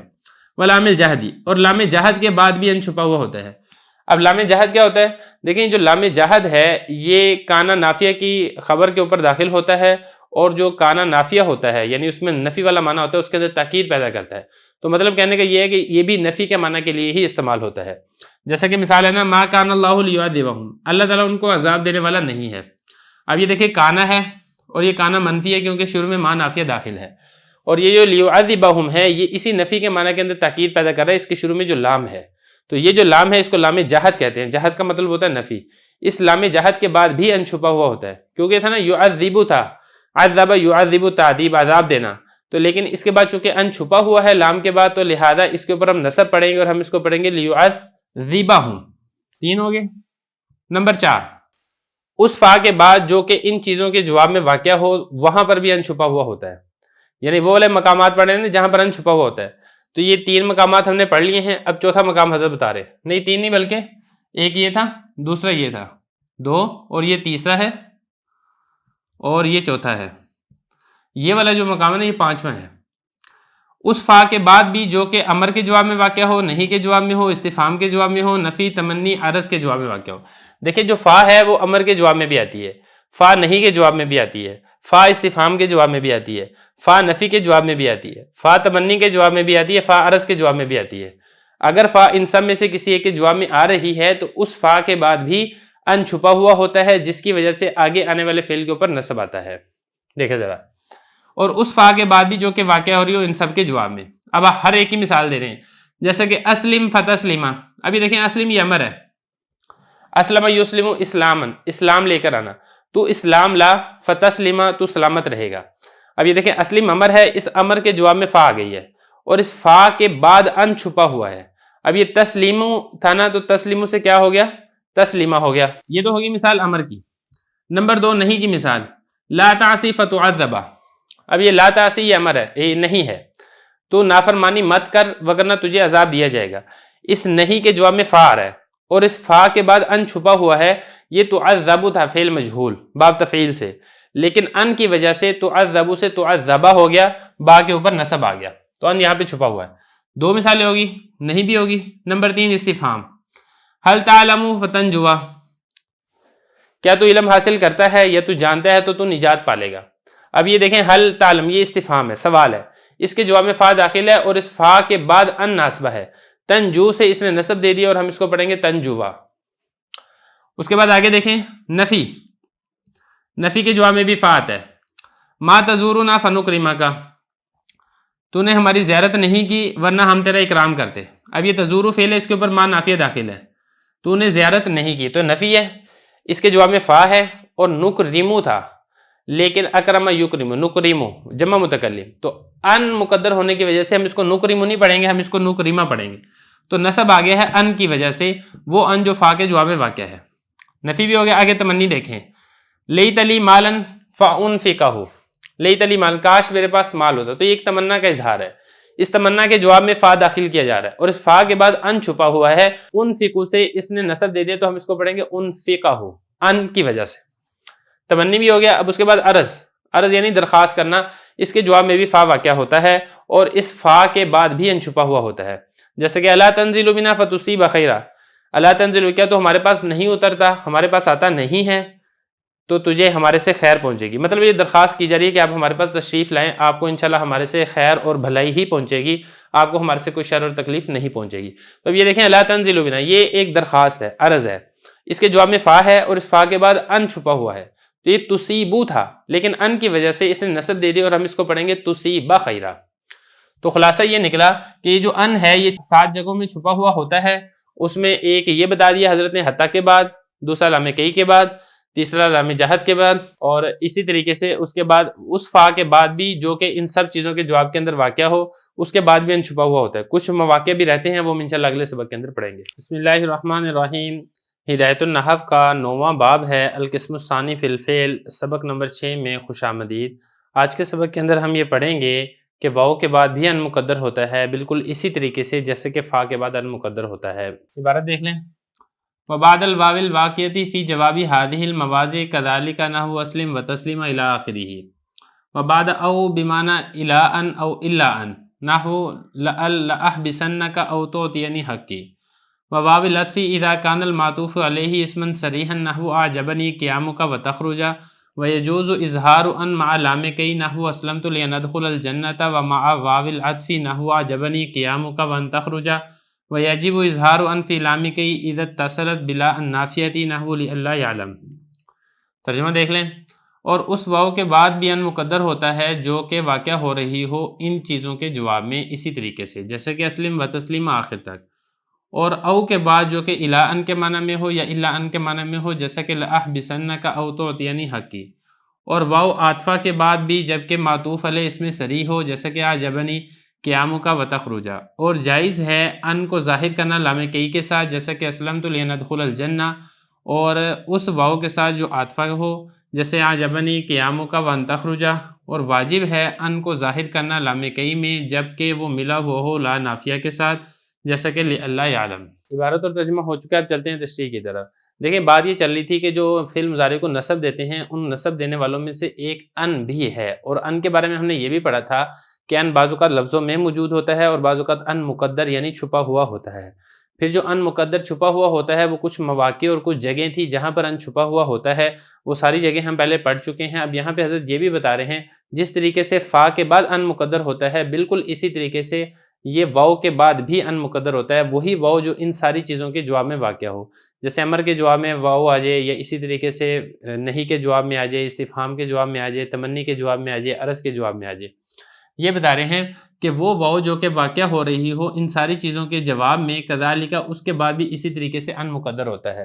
تو مثالیں وہی ہیں جو پیچھے آپ فا کی پڑھ چکے ہیں، اسی جگہ پر آپ صرف اور صرف یہ کریں کہ یہاں پر فا کے بجائے واو لگا دیں، باقی سارا مسئلہ ویسے ہی ہے۔ جیسا کہ اسلم و تسلیما، وہاں پہ تھا نا اسلم فتسلیما، وہاں پر فا تھی، یہاں پر واو ہے۔ اب یہ دیکھیں یہ امر ہے اور اس کے جواب میں واو ہے، اس واو کے بعد بھی ان مقدر ہے جس ان کی وجہ سے تسلیمو سے تسلیمہ اس کے اوپر نصب آ چکا ہے۔ باقی مثالیں نہیں دی، باقی مثالیں بھی آپ لگا سکتے ہیں، جیسے کہ نہیں کی ہم نے مثال پڑھی تھی لا تعصی فتو عذابا، تو اب اس کو کیا کرتے ہیں لا تعصی واتو عذابا، تو فا کے بدلے میں واو کر دیں، اس کے بعد ان یہ مقدر ہوگا۔ استفہام کی ہم نے مثال پڑھی تھی حل تعلم فتنجوا، تو وہاں پہ فتنجوا تھا، یہاں پہ آپ وتنجوا کر دیں، تو فرق کوئی نہیں ہے، ساری کی ساری مثالیں آپ پیچھے دیکھ سکتے ہیں۔ تو یہ اس کے بعد بھی ان مقدر ہوتا ہے نمبر، اور اس کے بعد آگے بتا رہے ہیں کہ اس او کے بعد بھی ان مقدر ہوتا ہے جو الا ان کے معنی میں ہو یا الا ان کے معنی میں ہو۔ تو دیکھیں بعض اوقات ایسا بھی ہوتا ہے کہ جو او حرف عطف ہے یہ الا ان کے معنی میں ہوتا ہے یا پھر یہ الا ان کے معنی میں ہوتا ہے، تو الا ان ہو یا الا ان ہو یہ انتہا اور غایت بتانے کے لیے استعمال ہوتا ہے۔ مثال کے طور پہ لأحبسنک او تعطینی حقی، میں تجھے ضرور بے ضرور قید میں ڈالے رکھوں گا یہاں تک کہ تو میرا حق دے دے۔ اب یہ دیکھیں قید میں ڈالنے کی جو غایت اور انتہا ہے وہ کیا ہے، حق کی ادائیگی، حق کا ادا کرنا۔ تو اصل میں یہ تھا لأحبسنک الا ان تعطینی حقی یا الا ان تعطینی حقی، تو یہاں پہ دیکھیں یہ جو او ہے یہ کس کے معنی میں ہے، یہ الا کے معنی میں ہے یا الا کے معنی میں۔ یہ مطلب نہیں ہے کہ الا ان کے بعد ان مقدر ہوگا یا الا ان کے بعد ان مقدر ہوگا، نہیں، مطلب کہنے کا یہ ہے کہ الا کے بعد یا پھر الا کے بعد اور یہ مقدر ہوگا۔ تو اب اس کا مطلب کیا بنے گا لأحبسنک الا ان تعطینی حقی، الا کے بعد ان مقدر ہوگا۔ اب یہ کیا تھا تعطی تھا کیونکہ حرف علت یا ہے نا، تو اس میں تو ضمہ وہ تو تقدیری آئے گا، تو تعطی تھا، تو یہاں پر ان نے آگے نصب دے دیا اور ہم اس کو پڑھیں گے تعطینی حقی۔ یہ بتا رہے ہیں کہ اس واو کے بعد جو الا یا الا کے معنی میں ہو۔ واو العطف اذا كان المعطوف علیہ اسما صریحا، اگلا مسئلہ فرما رہے ہیں کہ جو ان ہے وہ اس واو عاطفہ کے بعد بھی مقدر ہوتا ہے جبکہ معطوف علیہ اسم صریح ہو اور جو معطوف ہے وہ اسم صریح نہ ہو۔ مثال سے بات سمجھ میں آئے گی۔ اب یہاں پہ دیکھیں مثال ہے اعجبنی قیامک و تخرجا، اب یہ قیام یہ معطوف علیہ ہے اور تخرجا یہ معطوف ہے، لیکن اس میں تھوڑا سا مسئلہ ہے۔ مسئلہ اس میں یہ ہے کہ دیکھیں جو معطوف اور معطوف علیہ وہ دونوں ایک جیسے ہوتے ہیں۔ اگر معطوف علیہ مفرد ہے تو معطوف یہ بھی مفرد ہوتا ہے، اگر معطوف علیہ جملہ ہے تو معطوف بھی جملہ ہوتا ہے، اگر معطوف علیہ اسم ہے تو معطوف بھی اسم ہوتا ہے، اگر معطوف علیہ فعل ہے تو معطوف بھی فعل ہوتا ہے۔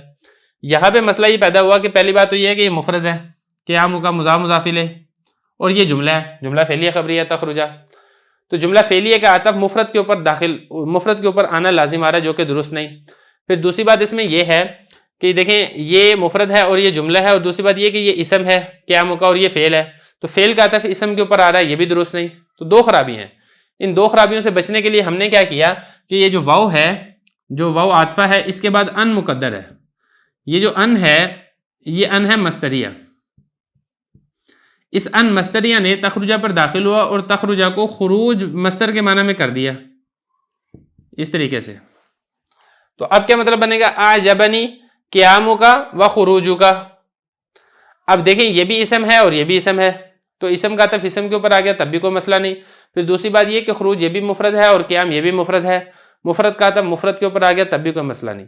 تو اس مسئلے کی یہ جو دو خرابیاں تھیں کہ جملے کا عطف مفرد کے اوپر نہ آئے، فعل کا عطف اسم کے اوپر نہ آئے، تو اس خرابی سے بچنے کے لیے ہم نے یہ کہا کہ واو کے بعد ان مصدر یہ مقدر ہوگا اور یہ فعل کو مصدر کے معنی میں کر دے گا۔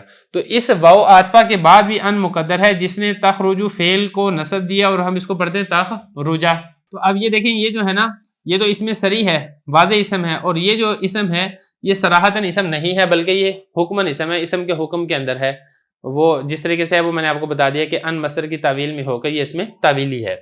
دیکھیں ذرا، کہہ رہے ہیں کہ اس واو عاطفہ کے بعد بھی ان مقدر ہوتا ہے جبکہ معطوف علیہ اسم صریح ہو، جیسا کہ یہاں پہ قیام ہے یہ اسم صریح ہے، اور یہ جو ہے تخرجہ یہ اسم صریح نہیں ہے بلکہ اسم تعویل ہے، تعویل کر کے اس کو اسم بنایا گیا ہے نا، ویسے تو اسم نہیں ہے، تو اس کے بعد بھی واو عاطفہ کے بعد بھی ان مقدر ہے جس نے آگے تخرج کو نصب دیا ہے۔ اس کے بعد اگلا مسئلہ آگے بتا رہے ہیں، جیسے کہ ہم نے پہلے پڑھا تھا کہ لام کئی کے بعد یعنی وہ لام جو کئی کے معنی میں ہو، سببیت بتانے کے لیے کئی آتا ہے، اس کے معنی میں جو لام ہوتی ہے اس کو لام کئی کہتے ہیں۔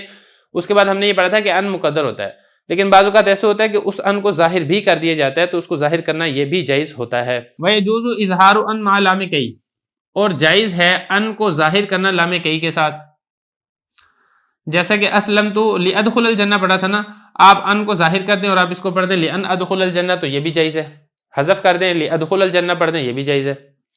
اگلا مسئلہ ومع واو العطف، اور یہاں پر ہم نے پڑھا تھا نا کہ واو عاطفہ کے بعد بھی ان مقدر ہوتا ہے جبکہ معطوف علیہ اسم صریح ہو، تو یہاں پر بھی جائز ہے کہ آپ ان کو ظاہر کر دیں، پوشیدہ نہ رہنے دیں، جیسا کہ اعجبنی قیامک وتخرج تھا نا، آپ ان کو ظاہر کر کے اس کو پڑھ دیں ان تخرج تو یہ بھی جائز ہے۔ اگلا مسئلہ فرما رہے ہیں کہ لام کئی اگر لا نافیہ کے ساتھ مل کر آئے تو اس صورت کے اندر ان کو ظاہر کرنا جائز نہیں بلکہ واجب اور ضروری ہو جاتا ہے۔ ویسے تو لام کئی کے بعد ان کا ظاہر کرنا جائز ہے، لیکن جو ان یہ لام کئی ہے یہ لا نافیہ کے ساتھ مل کر آتا ہے تو پھر ان کو ظاہر کرنا یہ جائز نہیں بلکہ ضروری ہو جاتا ہے۔ مثال کے طور پہ لِأَلَّا يَعْلَمْ، اب یہ جو لام ہے یہ لام کئی ہے، اور یہ لا یعلم، یہ یعلم کے شروع میں لام الف لا ہے، یہ لا نافیہ ہے، اب لام کئی لا نافیہ کے ساتھ مل کر آ گیا، تو اب اس صورت میں اگر آپ ان کو ظاہر نہیں کریں گے نا، یہ اصل میں ایسے تھا لِأَن لا یعلم، اس میں مسئلہ یہ ہے کہ اگر آپ ان کو ظاہر نہیں کریں گے تو لام کئی کا اتصال لا نافیہ کے ساتھ مل کر ہونا لازم آئے گا، اور یہ پڑھنے کے اندر ثقیل ہے، اس کو پڑھنا مشکل ہے، اسی لیے فرمایا کہ یہ جائز نہیں ہے، آپ ان کو ظاہر کریں تاکہ لام کئی اور لا نافیہ کے درمیان اتصال نہ ہو، افتراق ہو جائے، جدائیگی ہو جائے، درمیان کے اندر ان آ جائے تو پھر اتصال بھی لازم نہیں آئے گا لام کئی کا لا نافیہ کے ساتھ۔ تو یہ فرما رہے ہیں کہ ویجب اظہار ان کو ظاہر کرنا واجب ہے لام کئی میں اذا اتصلت بلا النافیتی، جب کہ لام کئی متصل ہو جائے لا نافیہ کے ساتھ، جیسا کہ لِأَلَّا يَعْلَمْ، اب یہ دیکھیں لِأَن لا يَعْلَمْ تھا، نون ساکن تھا، اس کے بعد لام آ گیا، تو پھر یرملون والے قاعدے کے تحت نون کو لام کر کے لام کا لام میں ہم نے ادغام کر دیا، تو یہ بن جائے گا لِأَلَّا يَعْلَمْ، اصل میں یہ ان نہیں تھا۔ تو بہرحال یہ کچھ مسائل ہیں جو کہ ہم نے یہاں تک پڑھ لیے ہیں، کچھ مسئلے بھی باقی ہم انشاءاللہ اگلے سبق میں پڑھیں گے۔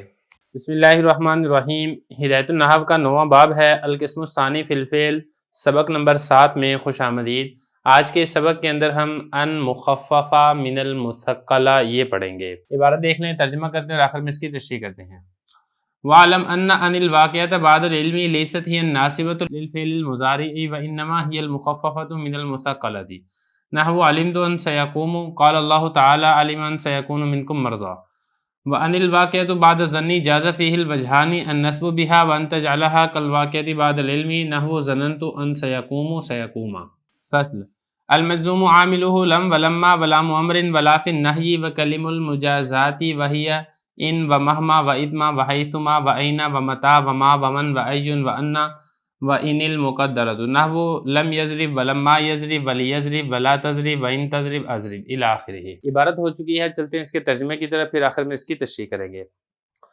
اور تو جان لے کہ بے شک وہ ان جو کہ واقع ہو رہا ہو علم کے بعد وہ ناسبہ نہیں ہوتا ہے فعل مضارع کو، سوائے اس کے نہیں، وہ تو مخففہ من المثقلہ ہوتا ہے، جیسا کہ علم تو ان سیقوم، اللہ تعالیٰ کا فرمان ہے علم ان سیکون منکم مرضی، اور وہ ان جو زن کے بعد واقع ہو اس میں دونوں صورتیں جائز ہیں، نصب بھی دیا جا سکتا ہے اور آپ اس کو کر دیں اس ان کی طرح جو کہ علم کے بعد واقع ہو رہا ہے، جیسے زنن تو ان سیقوم۔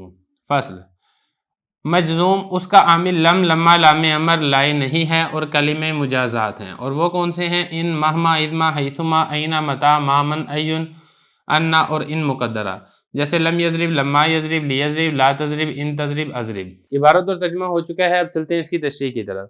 دیکھیں اس سے پہلے ان کی بات چل رہی تھی کہ جو ان ہے یہ بھی نصب دیتا ہے فعل مضارع کو، تو لیکن یہاں پر اسی مناسبت سے ایک اور ان کو بھی بتا رہے ہیں کہ یہ جو دوسرا ان ہے یہ فعل مضارع کو نصب نہیں دیتا ہے بلکہ یہ اصل کے اندر ان نہ ہوتا ہے، تو پھر انا سے تخفیف کر کے اس کو ان بنا دیا جاتا ہے.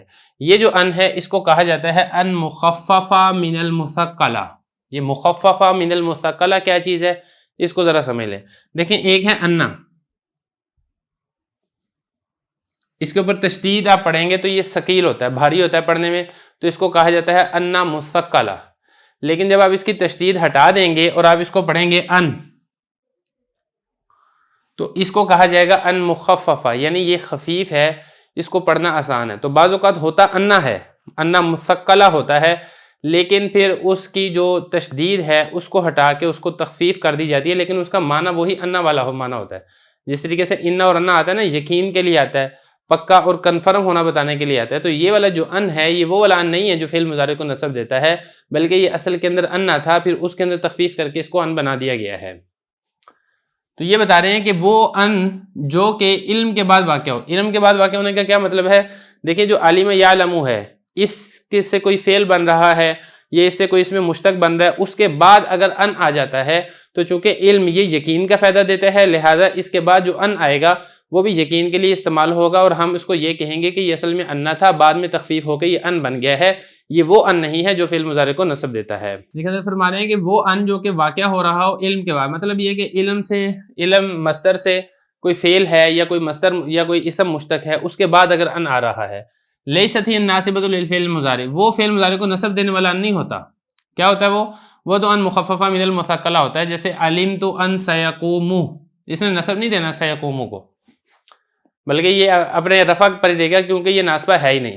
اسی طریقے سے اللہ تعالیٰ کا بھی فرمانا علم ان سیکون منکم مرضی، اللہ تعالیٰ جانتا ہے کہ تم میں سے مریض بھی ہوں گے. تو یہاں پر بھی دیکھیں جو ان ہے اس نے آگے یکون فعل کو نصب نہیں دیا، اس کو یکون نہیں کیا بلکہ اس کو یکون ہی کیا ہے، کیونکہ یہ یہاں پر بھی یقین کے معنی کے اندر استعمال ہو رہا ہے. یہ اس میں وہ فعل مضارع کو نصب دینے والا ہے ہی نہیں. البتہ بعض اوقات یہ ہوتا ہے کہ جو زن کے بعد آئے، یعنی زن مصدر ہے، اس سے کوئی فعل ہو، فعل مشتق ہو، یا اسی طریقے سے اس سے کوئی اسم مشتق ہو، اس کے بعد ان آ جائے، تو یہاں پر دونوں صورتیں جائز ہیں. ایک تو یہ ہے کہ آپ اس کو بھی مخففہ من المثقلہ بنا دیں اور پھر آپ اس کی وجہ سے نصب نہ دیں، اور یہ بھی جائز ہے کہ آپ اس کو ان وہ ناصبہ ہی قرار دیں اور اس کے بعد آنے والے فعل کو آپ نصب دے دیں. دونوں طریقوں سے آپ اس کو کر سکتے ہیں. یہ فرما رہے ہیں کہ وہ ان جو کہ واقع ہو رہا ہو زن کے بعد، یعنی زن مصدر سے کوئی فعل بن رہا ہے یا کوئی اس میں مشتق ہے، اس کے بعد ان آ رہا ہے. جاز فیہ الوجہان، اس میں دونوں صورتیں جائز ہیں. دو وجہیں، دو صورتیں جائز ہیں. پہلے کیا ان نصب بیا، اس کے ذریعے سے آپ نصب دیں، یعنی اب ان کو ان ناصبہ بنائیں جیسا کہ ہم پہلے پڑھ چکے ہیں. وان تجعلھا، اور یا پھر آپ اس ان کو بنا دیں کل واقعتی بعد العلم، اس ان کی طرح جو کہ علم کے بعد واقع ہوتا ہے. تو علم کے بعد جو ان واقع ہو وہ ناصبہ نہیں ہوتا بلکہ کیا ہوتا ہے مخففہ من المثقلہ ہوتا ہے. آپ اس کو بھی مخففہ من المثقلہ بنا دیں، دونوں طریقے سے جائز ہے.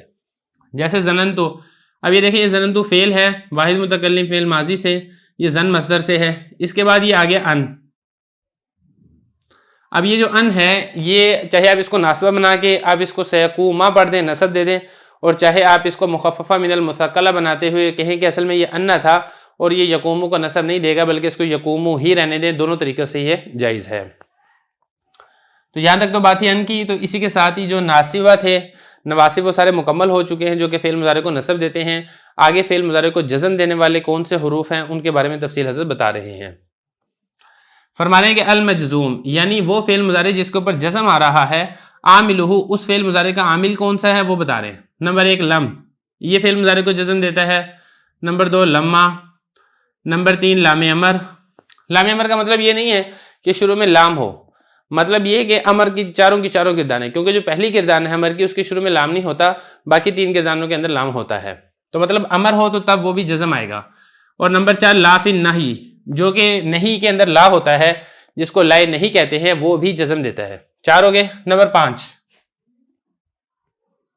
کلیم المجازات. کلیم یہ کلیمتن کی جمع ہے اور مجازات جزا. کیا مطلب اس کا؟ دیکھیں جو شرط اور جزا 2 کلمے ہوتے ہیں نا، پہلے کلمے کو شرط کہتے ہیں، دوسرے کو جزا کہتے ہیں. شرط اور جزا یہ جو دونوں کلمے ہوتے ہیں ان کو کلمات مجازات کہا جاتا ہے. کلمات آپ کہہ لیں، آپ اس کو کلیم کہہ لیں، جیسا کہ حضرت نے یہاں پہ کلیم کہا ہے، مطلب جس میں ایک شرط بن رہا ہو، دوسرا اس کی جزا واقع ہو رہا ہو.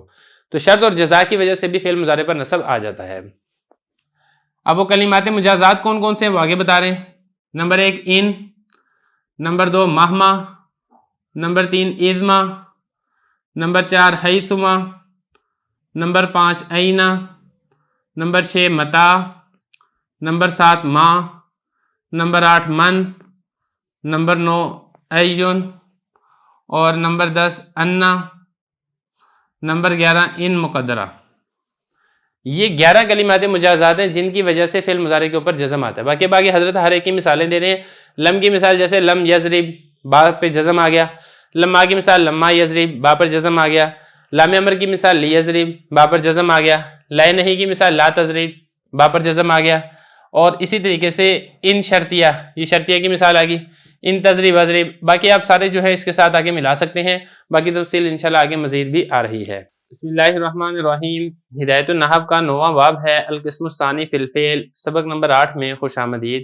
آج کے سبق کے اندر ہم لم اور لما کے بارے میں فرق پڑھیں گے۔ عبارت دیکھ لیں۔ وَعْلَمْ أَنَّ لَمْ تقلب المضارع ماضيا منفيا ولما كذلك الا ان فيها توقعا بعده ودواما قبله نحو قام الامير لما يركب واذا يجوز حذف الفعل بعد لما خاصه تقول ندم زيد ولما اي لما ينفعه الندم ولا تقول ندم زيد ولم واما كلم المجازات حرفا كانت او اسما فهي تدخل على الجملتين لتدل على ان الاولى سبب للثانيه وتسمى الاولى شرطا والثانيه جزاء۔ ترجمہ دیکھ لیں۔ اور آپ جان لیں کہ جو لم ہے یہ مضارع کو ماضی منفی بنا دیتا ہے اور لما بھی ایسے ہی کرتا ہے، مگر یہ کہ اس کے اندر توقع ہوتی ہے اور دوام ہوتا ہے اس سے پہلے، جیسے کہ قام الامیر لما یرکب۔ اور یہ بھی جائز ہے کہ فعل کو حذف کر دیا جائے لما کے بعد، خاص طور پر جیسا کہ تو کہے گا ندم زید ولما ای لما ينفعه الندم، اور آپ یہ نہیں کہہ سکتے ندم زید ولم۔ بہرحال کلمہ مجازات حرف ہوں یا اسم ہوں یہ داخل ہوتے ہیں دو جملوں پر تاکہ دلالت کرتا ہے اس بات پر کہ پہلا یہ سبب بنتا ہے دوسرے کے لیے، اور نام رکھا جاتا ہے پہلے کا شرط اور دوسرے کا جزا۔ عبارت و ترجمہ ہو چکا ہے، چلتے ہیں اس کی تشریح کی طرف۔ دیکھیں لم اور لما یہ دونوں فعل مضارع پر داخل ہوتے ہیں اور ان کو جزم دیتے ہیں، اور یہ دونوں منفی معنی کے لیے ہی استعمال ہوتے ہیں، لیکن ان دونوں کے درمیان کچھ چیز مشترک ہے اور کچھ چیز کا فرق ہے۔ وہ کیا فرق ہے وہ حضرت بتا رہے ہیں۔ دیکھیں سب سے پہلے جو مشترک بات ہے وہ بتا رہے ہیں کہ جو لم ہے یہ فعل مضارع پر داخل ہوتا ہے اور فعل مضارع کو ماضی منفی کے اندر کنورٹ کر دیتا ہے۔ مضارع کے اندر جیسے کہ آپ کو معلوم ہے کہ حال والا معنی ہوتا ہے اور استقبال والا معنی ہوتا ہے، لیکن جب لم داخل ہو جائے گا تو پھر اس سے حال اور استقبال والا معنی ختم ہو جائے گا اور پھر اس کے اندر ماضی منفی والا معنی پیدا ہو جائے گا۔ اور لما بھی یہی والا کام کرتا ہے کہ مضارع پر داخل ہو کے حال اور استقبال والا معنی ختم کر کے اس کو ماضی منفی کے معنی میں کر دیتا ہے۔ تو اس اعتبار سے تو دونوں مشترک ہیں کہ دونوں مضارع کو ماضی منفی کے معنی میں کر دیتے ہیں۔ فرق کس اعتبار سے وہ آگے حضرت بتا رہے ہیں۔ فرما رہے ہیں کہ آپ جان لیں کہ جو لم ہے یہ پلٹ دیتا ہے، جیسے ایک چیز سیدھی ہے نا اس کو پلٹ کے الٹا کر دینا، تو اسی طریقے سے جو مضارع ہے اس کو ماضی منفی کے اندر پلٹ دیتا ہے۔ ولما کذالک، اور لما بھی ایسے ہی کرتا ہے، لیکن لما اور لم کے اندر فرق ہے۔ وہ فرق کیا ہے وہ آگے حضرت بتا رہے ہیں کہ دیکھیں جو لما ہے، لما میں توقع ہوتی ہے بعد میں اور دوام ہوتا ہے ماقبل میں۔ مطلب یہ کہ وہ جو فعل ہے اب سے پہلے ہوا ہی نہیں ہے، ہمیشہ ہمیشہ اب سے پہلے 100 سال 200 1000 لاکھ کروڑ سال یہ والا فعل نہیں ہوا ہے، اور اب کے بعد یعنی مستقبل میں اس فعل کے ہونے کی توقع اور امید ہوتی ہے۔ مثال سے بات سمجھ میں آئے گی۔ لم میں ایسا نہیں ہوتا، جیسے قام الامیر لما یرکب، امیر کھڑا ہوا ہے، لما یرکب ابھی سوار نہیں ہوا، مطلب یہ کہ اب سے پہلے وہ سوار ہوا ہی نہیں ہے، اب سے ماقبل وہ دوام ہے نفی کا، اور اب کے بعد یعنی مستقبل میں اس کام کے توقع اور امید ہے کہ وہ سوار ہو جائے گا۔ تو یہ لما کے اندر یہ والا معنی پایا جاتا ہے کہ ماقبل نفی کا دوام اور ما بعد کام کی توقع اور امید۔ لم کے اندر ایسا نہیں ہوتا، جیسے انہوں نے لم یضرب نہیں مارا، اب اس میں اس چیز کی کوئی وضاحت نہیں ہے کہ اس نے اب سے پہلے کتنا سال نہیں مارا، یا ہمیشہ ہمیشہ اس نے نہیں مارا، یا اس نے کچھ عرصہ نہیں مارا، اور اس میں اس چیز کی بھی کوئی توقع اور امید نہیں ہوتی کہ اب کے بعد یہ والا فعل وہ کرے گا یا یہ والا فعل نہیں کرے گا۔ تو ایک تو فرق یہ ہو گیا۔ الا ان فیہا، مگر یہ کہ اس میں یہ جو ہا ضمیر ہے یہ لوٹ رہی ہے لما کے اندر۔ لما میں توقع ہوتی ہے بعدہ، اب موجودہ زمانے کے بعد، و دواما قبلہ، اور دوام ہوتا ہے موجودہ زمانے سے پہلے، ماضی منفی کا دوام ہوتا ہے۔ جیسے قام الامیر لما یرکب، ایک یہ والا چیز، یہ والا معنی لم کے اندر نہیں پایا جاتا۔ نمبر 2، یجوز حذف الفعل بعد لما خاصۃ، لما کے بعد والے فعل کو حذف کرنا یہ جائز ہے۔ یہ والی خصوصیت بھی صرف لما کے اندر ہے، لم کے اندر یہ والی خصوصیت نہیں ہے۔ مثال کے طور پہ آپ یہ کہہ سکتے ہیں ندم زید ولما، زید نادم ہوا اور لما، اب یہ جو لما کے بعد فعل تھا نا ینفعو، یہ آپ حذف کر دیں. اصل میں کیا تھا؟ لما ینفعہ الندم، زید نادم تو ہوا لیکن ندامت نے اس کو فائدہ نہیں دیا. آپ اس کو فعل کو حذف کر کے آپ صرف اتنا کہہ دیں ندم زید ولما، تو یہ جائز ہے کہ لما کے بعد والا فعل حذف ہو جائے، لیکن لم کے بعد والا فعل حذف نہیں ہو سکتا. آپ ایسے نہیں کہہ سکتے ندم زید ولم، یہ نہیں کہا جا سکتا. تو یہ بتایا کہ یجوز حذف الفعل بعد لما خاصتاً، کہ جائز ہے فعل کو حذف کرنا لما کے بعد خاص طور پر، جیسا کہ ندم زید ولما ای لما ینفعہ الندم، لیکن آپ یہ نہیں کہہ سکتے ندم زید ولم. تو حضرت نے دو فرق ذکر کیے، ایک تیسرا فرق بھی ہے کہ جو ان شرطیہ ہے یہ لم پر تو داخل ہوتا ہے، یہ لما کے اوپر داخل نہیں ہوتا ہے. تو یہ فرق تھا لم اور لما کے اندر. اب آگے چلتے ہیں کلمات مجازات کے بارے میں. فرما رہے ہیں کہ جو کلمات مجازات ہیں یعنی شرط اور جزا جو ہوتے ہیں، وہ بعض اوقات یا تو کوئی حرف ہوتا ہے یا پھر وہ اسم ہوتا ہے. اسم بھی بعض اوقات شرط کے لیے استعمال ہوتا ہے. تو بتا رہے ہیں کہ چاہے حرف ہو چاہے اسم ہو، یہ ہمیشہ دو جملوں پر داخل ہوتے ہیں اور دلالت کرتے ہیں کہ جو پہلا جملہ ہے یہ سبب بن رہا ہے دوسرے جملے کے لیے. یہ فرما رہے ہیں تاکہ دلالت کرتے ہیں اس بات کو کہ پہلا وہ سبب بنتا ہے دوسرے جملے کے لیے، اور پہلے کا نام رکھا جاتا ہے شرط اور دوسرے کا نام رکھا جاتا ہے جزا. جیسے ان تضرب اضرب، اگر تو مارے گا تو میں ماروں گا. اب یہ دیکھیں تضرب پہلا جو فعل ہے تو مارے گا، یہ سبب بن رہا ہے دوسرے فعل کا اضرب میں ماروں گا. تو یہ بتایا کہ اس میں پہلا جملہ شرط ہوتا ہے، دوسرا جملہ جزا ہوتا ہے. آگے عبارت دیکھ لیں.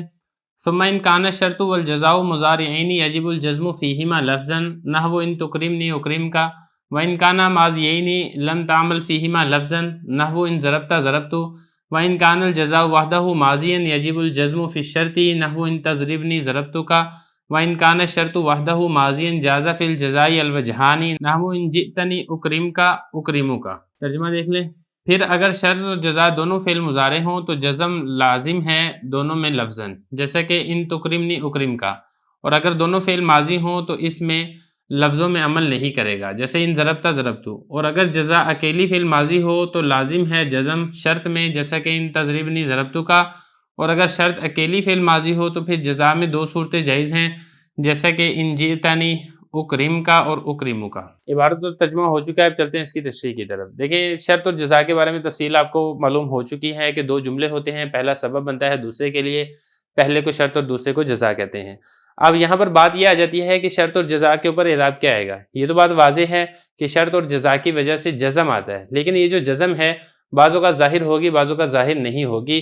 تو حضرت نے یہاں پہ کل 3-4 صورتیں ذکر کی ہیں. پہلی صورت دیکھیں، فرما رہے ہیں کہ شرط اور جزا دونوں فعل مضارع ہوں. جب شرط بھی فعل مضارع ہے جزا بھی فعل مضارع ہے تو اب آپ کیا کریں گے؟ آپ دونوں کے اوپر جزم لے کر آئیں گے. وجہ یہ کہ جو فعل مضارع ہے وہ جزم کا محل ہے، جزم کو قبول کرتا ہے، لہذا دونوں فعلوں کے اوپر جزم آ جائے گی. یہ بتا رہے ہیں کہ شرط و جزا دونوں فعل مضارع ہوں تو جزم لازم ہے، واجب ہے دونوں میں، شرط میں بھی اور جزا میں بھی، لفظوں کے اندر. جیسے کہ ان تکرمنی اکرم کا. اب یہ دیکھیں جب ان شرطیہ داخل ہوا تو اس نے تکرم اس کو بھی جزم دے دی، شرط کو بھی، اور اس کی جزا اکرم اس کے اوپر بھی جزم آ چکی ہے. تکرم سے تکرم، اکرم سے اکرم.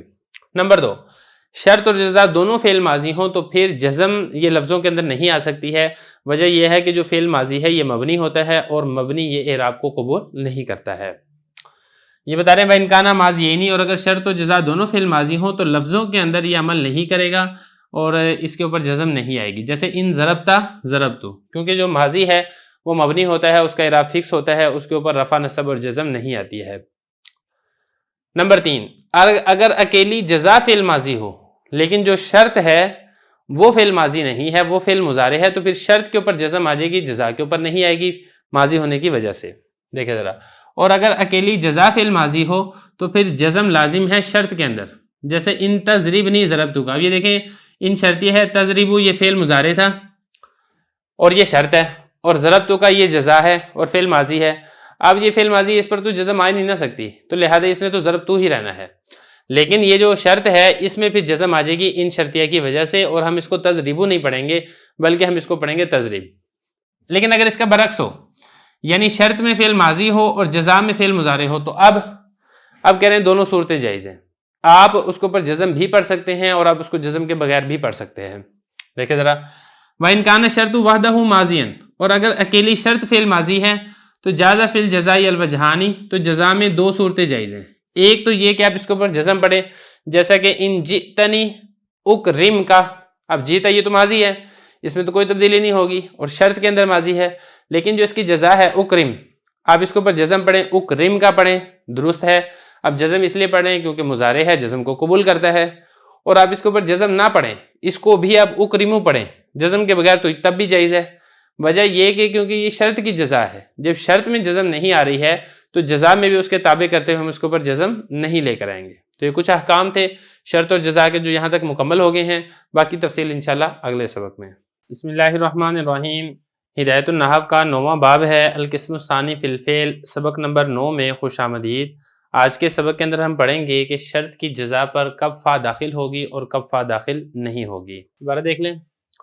وَعْلَمْ أَنَّهُ إِذَا كَانَ الْجَزَاءُ مَاضِيًا بِغَيْرِ قَدْ لَمْ يَجُزِ الْفَاءُ فِيهِ نَحْوُ إِنْ أَكْرَمْتَنِي أَكْرَمْتُكَ قال الله تعالى ومن دخله كان آمنا وإن كان مضارعا مثبتا أو منفيا بلا جاز فيه الوجهان نحو إن تضربني أضربك أو فأضربك وإن تشتمني لا أضربك أو فلا أضربك وإن لم يكن الجزاء أحد القسمين المذكورين فيجب الفاء فيه وذلك في 4 صور الأولى أن يكون الجزاء ماضيا مع قد كقوله تعالى إن يسرق فقد سرق خله من قبل۔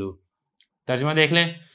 اور تو جان لے کہ جب جزا فعل ماضی ہو قد کے بغیر ہو تو جائز نہیں ہے فا کا داخل کرنا اس پر، جیسا کہ ان اکرمتنی اکرمتک، اللہ تعالیٰ کا فرمان ہے ومن دخلہ کان آمنا۔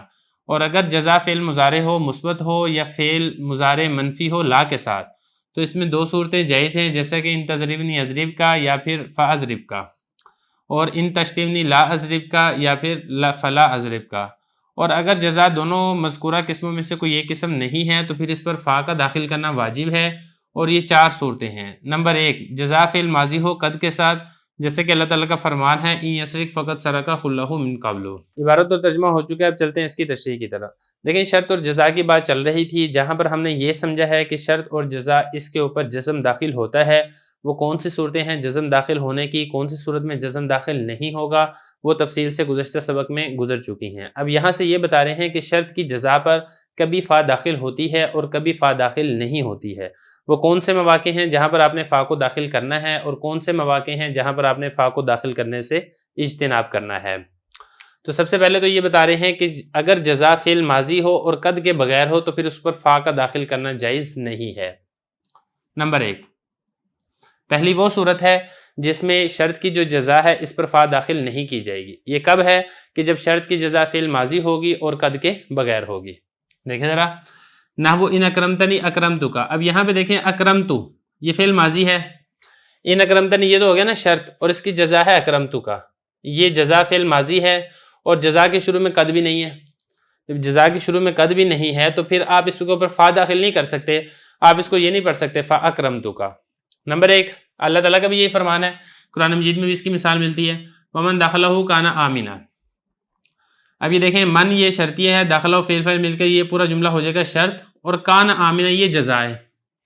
اب یہ جو کان آمنا جزا ہے یہ کانا فعل ماضی ہے، افعال ناقصہ میں سے ہے، اور قد کے بغیر ہے، ایسے تو نہیں ہے نا قد کان آمنا، قد کے بغیر ہے، فعل ماضی ہے، لہذا اب اس کے اوپر فا نہیں داخل کر سکتے، اس کو آپ فکان آمنا نہیں پڑھ سکتے ہیں۔ نمبر 2، اگر جزا فعل مضارع مثبت ہو تو اس میں 2 صورتیں جائز ہیں، آپ فا داخل کریں تب بھی جائز ہے، فا داخل نہ کریں تب بھی جائز ہے۔ اس کی مثال دیکھ لیں، ان تضربنی اضرب کا، اب یہ دیکھیں یہ ان تضربنی یہ تو ہو گیا نا شرط، اور اضرب کا یہ جزا ہے۔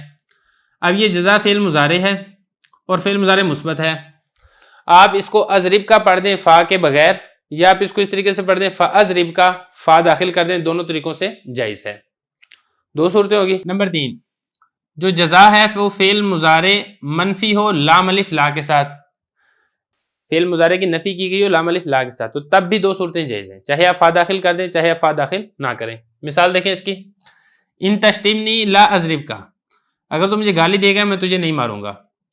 اب یہ دیکھیں یہ ان تشتمنی یہ تو ہو گیا نا شرط، اور لا اضرب کا یہ بن جائے گی جزا۔ اب یہ جزا فعل مضارع ہے، لام الف لا کے ساتھ ہے، آپ اس کے اوپر فا نہ داخل کریں، آپ اس کو پڑھیں لا اضرب کا تب بھی ٹھیک ہے، آپ اس کے اوپر فا داخل کر دیں اور آپ اس کو پڑھیں فلا اضرب کا تب بھی درست ہے۔ تو یہ بتایا کہ اگر جزا فعل مضارع ہو مثبت ہو یا پھر منفی ہو لام الف لا کے ساتھ، جاز فیہ الوجہان، تو اس میں دونوں صورتیں جائز ہیں، فا کو داخل کریں تب بھی جائز ہے، فا کو داخل نہ کریں تب بھی جائز ہے، 2 صورتیں ہو گئی ہیں۔ نمبر 3، دیکھیں جو تیسری صورت ہے وہ بتا رہے ہیں کہ اگر ان دونوں میں سے کوئی صورت نہیں ہے، یعنی اگر اس کی جزا فعل ماضی قد کے بغیر نہیں ہے، یا پھر یہ جو دوسری صورت ذکر کیا کہ فعل مضارع مثبت یا فعل مضارع منفی لام الف لا کے ساتھ، ان دو صورتیں اگر نہیں ہیں تو پھر جزا پر فا کا داخل کرنا یہ واجب ہے۔ اب یہ کل کتنی صورتیں بنیں گی؟ یہ کل 4 صورتیں بنیں گی۔ دیکھیں ذرا، وَإِلَّمْ يَكُنِ الْجَزَاءُ وَحَدَ الْقِسْمَيْنِ الْمَذْكُورَيْنِ، اور اگر جزا دو مذکورہ قسموں میں سے کوئی ایک قسم نہ ہو، یجب الفاء فیہ، تو پھر فا کا داخل کرنا واجب ہے۔ اب یہ کتنی صورتیں بنیں گی وہ آگے ایک ایک کر کے ذکر کریں گے۔ وَذَلِكَ فِي 4 صُوَرٍ، یہ کل 4 صورتیں بنیں گی۔ نمبر 1، جزا فعل ماضی تو ہے لیکن قد کے ساتھ ہے، کیونکہ اگر قد کے بغیر ہونا تو پھر تو فا داخل کرنا جائز نہیں ہے، لیکن اگر قد کے ساتھ ہو تو پھر فا کا داخل کرنا واجب ہے۔ الاولی، پہلی صورت، جزا فعل ماضی ہو قد کے ساتھ ہو، جیسے اللہ تعالیٰ کا فرمان ہے ان یسرق فقد سرقہ۔ اب یہ ان یسرق یہ تو ہے شرط، اس کی جزا ہے قد سرقہ۔ اب سرقہ فعل ہے اور قد اس کے اوپر داخل ہے، فعل ماضی ہے قد کے ساتھ ہے، تو لہذا فا داخل کی جائے گی اس کے اوپر، فقد سرقہ خلہ من قبل۔ فا کے داخل ہونے کی ایک صورت ہم نے پڑھ لی ہے، باقی جو 3 صورتیں ہیں عبارت دیکھ لیں، ترجمہ کرتے ہیں اور تشریح کرتے ہیں۔ وَالثَّانِيَةُ أَن يَكُونَ مُضَارِعًا مَنْفِيًّا بِغَيْرِ لَا كَقَوْلِهِ تَعَالَى وَمَن يَبْتَغِ غَيْرَ الْإِسْلَامِ دِينًا فَلَن يُقْبَلَ مِنْهُ۔ وَالثَّالِثَةُ أَن يَكُونَ جُمْلَةً اسْمِيَّةً كَقَوْلِهِ تَعَالَى مَن جَاءَ بِالْحَسَنَةِ فَلَهُ عَشْرُ أَمْثَالِهَا۔ وَالرَّابِعَةُ أَن يَكُونَ جُمْلَةً إِنشَائِيَّةً إِمَّا أَمْرًا كَقَوْلِهِ تَعَالَى قُلْ إِن كُنتُمْ تُحِبُّونَ اللَّهَ فَاتَّبِعُونِي، وَإِمَّا نَهْيًا كَقَوْلِهِ تَعَالَى فَإِنْ عَلِمْتُمُوهُنَّ مُؤْمِنَاتٍ فَلَا تَرْجِعُوهُنَّ إِلَى الْكُفَّارِ۔ عبارت ہوگی، اس کا ترجمہ دیکھ لیں۔ اور دوسری صورت یہ ہے کہ فعل مضارع منفی ہو لا کے بغیر، جیسے کہ اللہ تعالیٰ کا فرمان ہے وَمَن يَبْتَغِ غَيْرَ الْإِسْلَامِ دِينًا فَلَن يُقْبَلَ مِنْهُ۔ تیسری صورت یہ ہے کہ جزا جملہ اسمیہ ہو، جیسے کہ اللہ تعالیٰ کا فرمان ہے مَن جَاءَ بِالْحَسَنَةِ فَلَهُ عَشْرُ أَمْثَالِهَا۔ چوتھی صورت یہ ہے کہ جزا جملہ انشائیہ ہو، یا تو امر ہو جیسے کہ اللہ تعالیٰ کا فرمان قُلْ إِن كُنتُمْ تُحِبُّونَ اللَّهَ فَاتَّبِعُونِي، یا نہیں ہو جیسے کہ اللہ تعالیٰ کا فرمان فَإِنْ عَلِمْتُمُوهُنَّ مُؤْمِنَاتٍ فَلَا تَرْجِعُوهُنَّ إِلَى الْكُفَّارِ۔ دیکھیے بات یہ چل رہی ہے کہ جزا پر فا کا داخل کرنا لازم اور ضروری ہے۔ ایک صورت ہم نے پہلے پڑھ لی ہے، دوسری صورت حضرت یہ بتا رہے ہیں کہ جو جزا فعل مضارع ہو منفی ہو لیکن لام الف لا کے ساتھ نہ ہو، کیونکہ لام الف لا کے ساتھ ہوگی تو پھر دونوں صورتیں جائز ہیں، چاہے آپ جزا پر فا داخل کریں چاہے آپ جزا پر فا داخل نہ کریں، لیکن اگر مضارع منفی ہے لام الف لا کے بغیر تو پھر فا کا داخل کرنا یہ لازم اور ضروری ہے۔ یہ بتا رہے ہیں کہ دوسری قسم یہ ہے کہ مضارع منفی ہو لا کے بغیر، جیسا کہ اللہ تعالیٰ کا فرمان ہے وَمَن يَبْتَغِ غَيْرَ الْإِسْلَامِ دِينًا فَلَن يُقْبَلَ مِنْهُ۔ اب دیکھیں یقبل یہ فعل مضارع ہے اور یہ منفی ہے لام نون زبر لن کے ساتھ، کیونکہ یہ جو لن ناسبہ ہے یہ بھی مضارع کو منفی کے معنی میں کر دیتا ہے، تو لام الف لا کے ساتھ نہیں آ رہا ہے، اسی وجہ سے آپ اس کے اوپر فا کو داخل ہوا آپ کو نظر آ رہا ہے، فَلَن يُقْبَلَ مِنْهُ۔ نمبر 3، اب دیکھیں یہاں پہ جو جزا ہے فعل ماضی ہو وہ بھی تفصیل گزر گی، فعل مضارع ہو وہ بھی تفصیل گزر گی، ماضی ہو یا مضارع ہو۔ ایک بات تو یہ ہے کہ یہ فعل ہوتا ہے، دوسری بات اس میں یہ ہے کہ فعل میں بھی جملہ خبریہ ہوتا ہے۔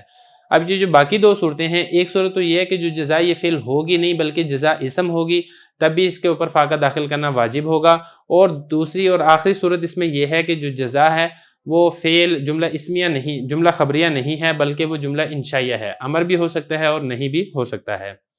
دیکھیں ذرا، تیسری صورت یہ ہے کہ جزا جملہ اسمیہ ہو تب بھی اس پر فا داخل کرنا واجب ہے، جیسے کہ اللہ تعالیٰ کا فرمان ہے من جاء بالحسنہ، یہ شرط ہو گیا، اور اس کی جزا کیا ہے؟ فَلَهُ عَشْرُ أَمْثَالِهَا، یہ اس کی جزا ہے۔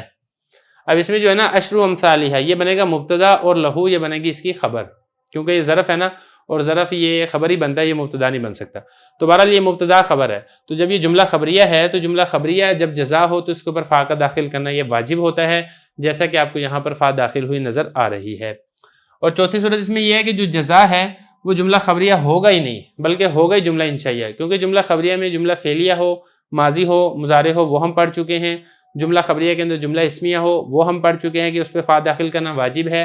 آگے بتا رہے ہیں کہ جو جزا ہے وہ جملہ خبریہ ہے ہی نہیں بلکہ جملہ انشائیہ ہے، چاہے وہ امر ہو چاہے وہ نہیں ہو، دونوں صورتوں میں اس پر فا کا داخل کرنا یہ واجب ہے۔ دیکھیں ذرا، چوتھی صورت یہ ہے کہ جزا جملہ انشائیہ ہو یا تو امر ہوگا، جیسے کہ اللہ تعالیٰ کا فرمان ہے قُلْ إِن كُنتُمْ تُحِبُّونَ اللَّهَ فَاتَّبِعُونِي۔ اب یہ تحبون اللہ یہاں تک یہ بنے گا شرط، اور اتبعونی یہ اس کی جزا ہے۔ اب یہ جزا امر ہے، تم میری اتباع کرو، اور امر جب جزا ہو تو پھر اس پر فا داخل کرنا یہ واجب ہے، یہ جملہ انشائیہ کی پہلی قسم ہے۔ نہیں بھی ہو سکتی ہے تب بھی فا کا داخل کرنا واجب ہے۔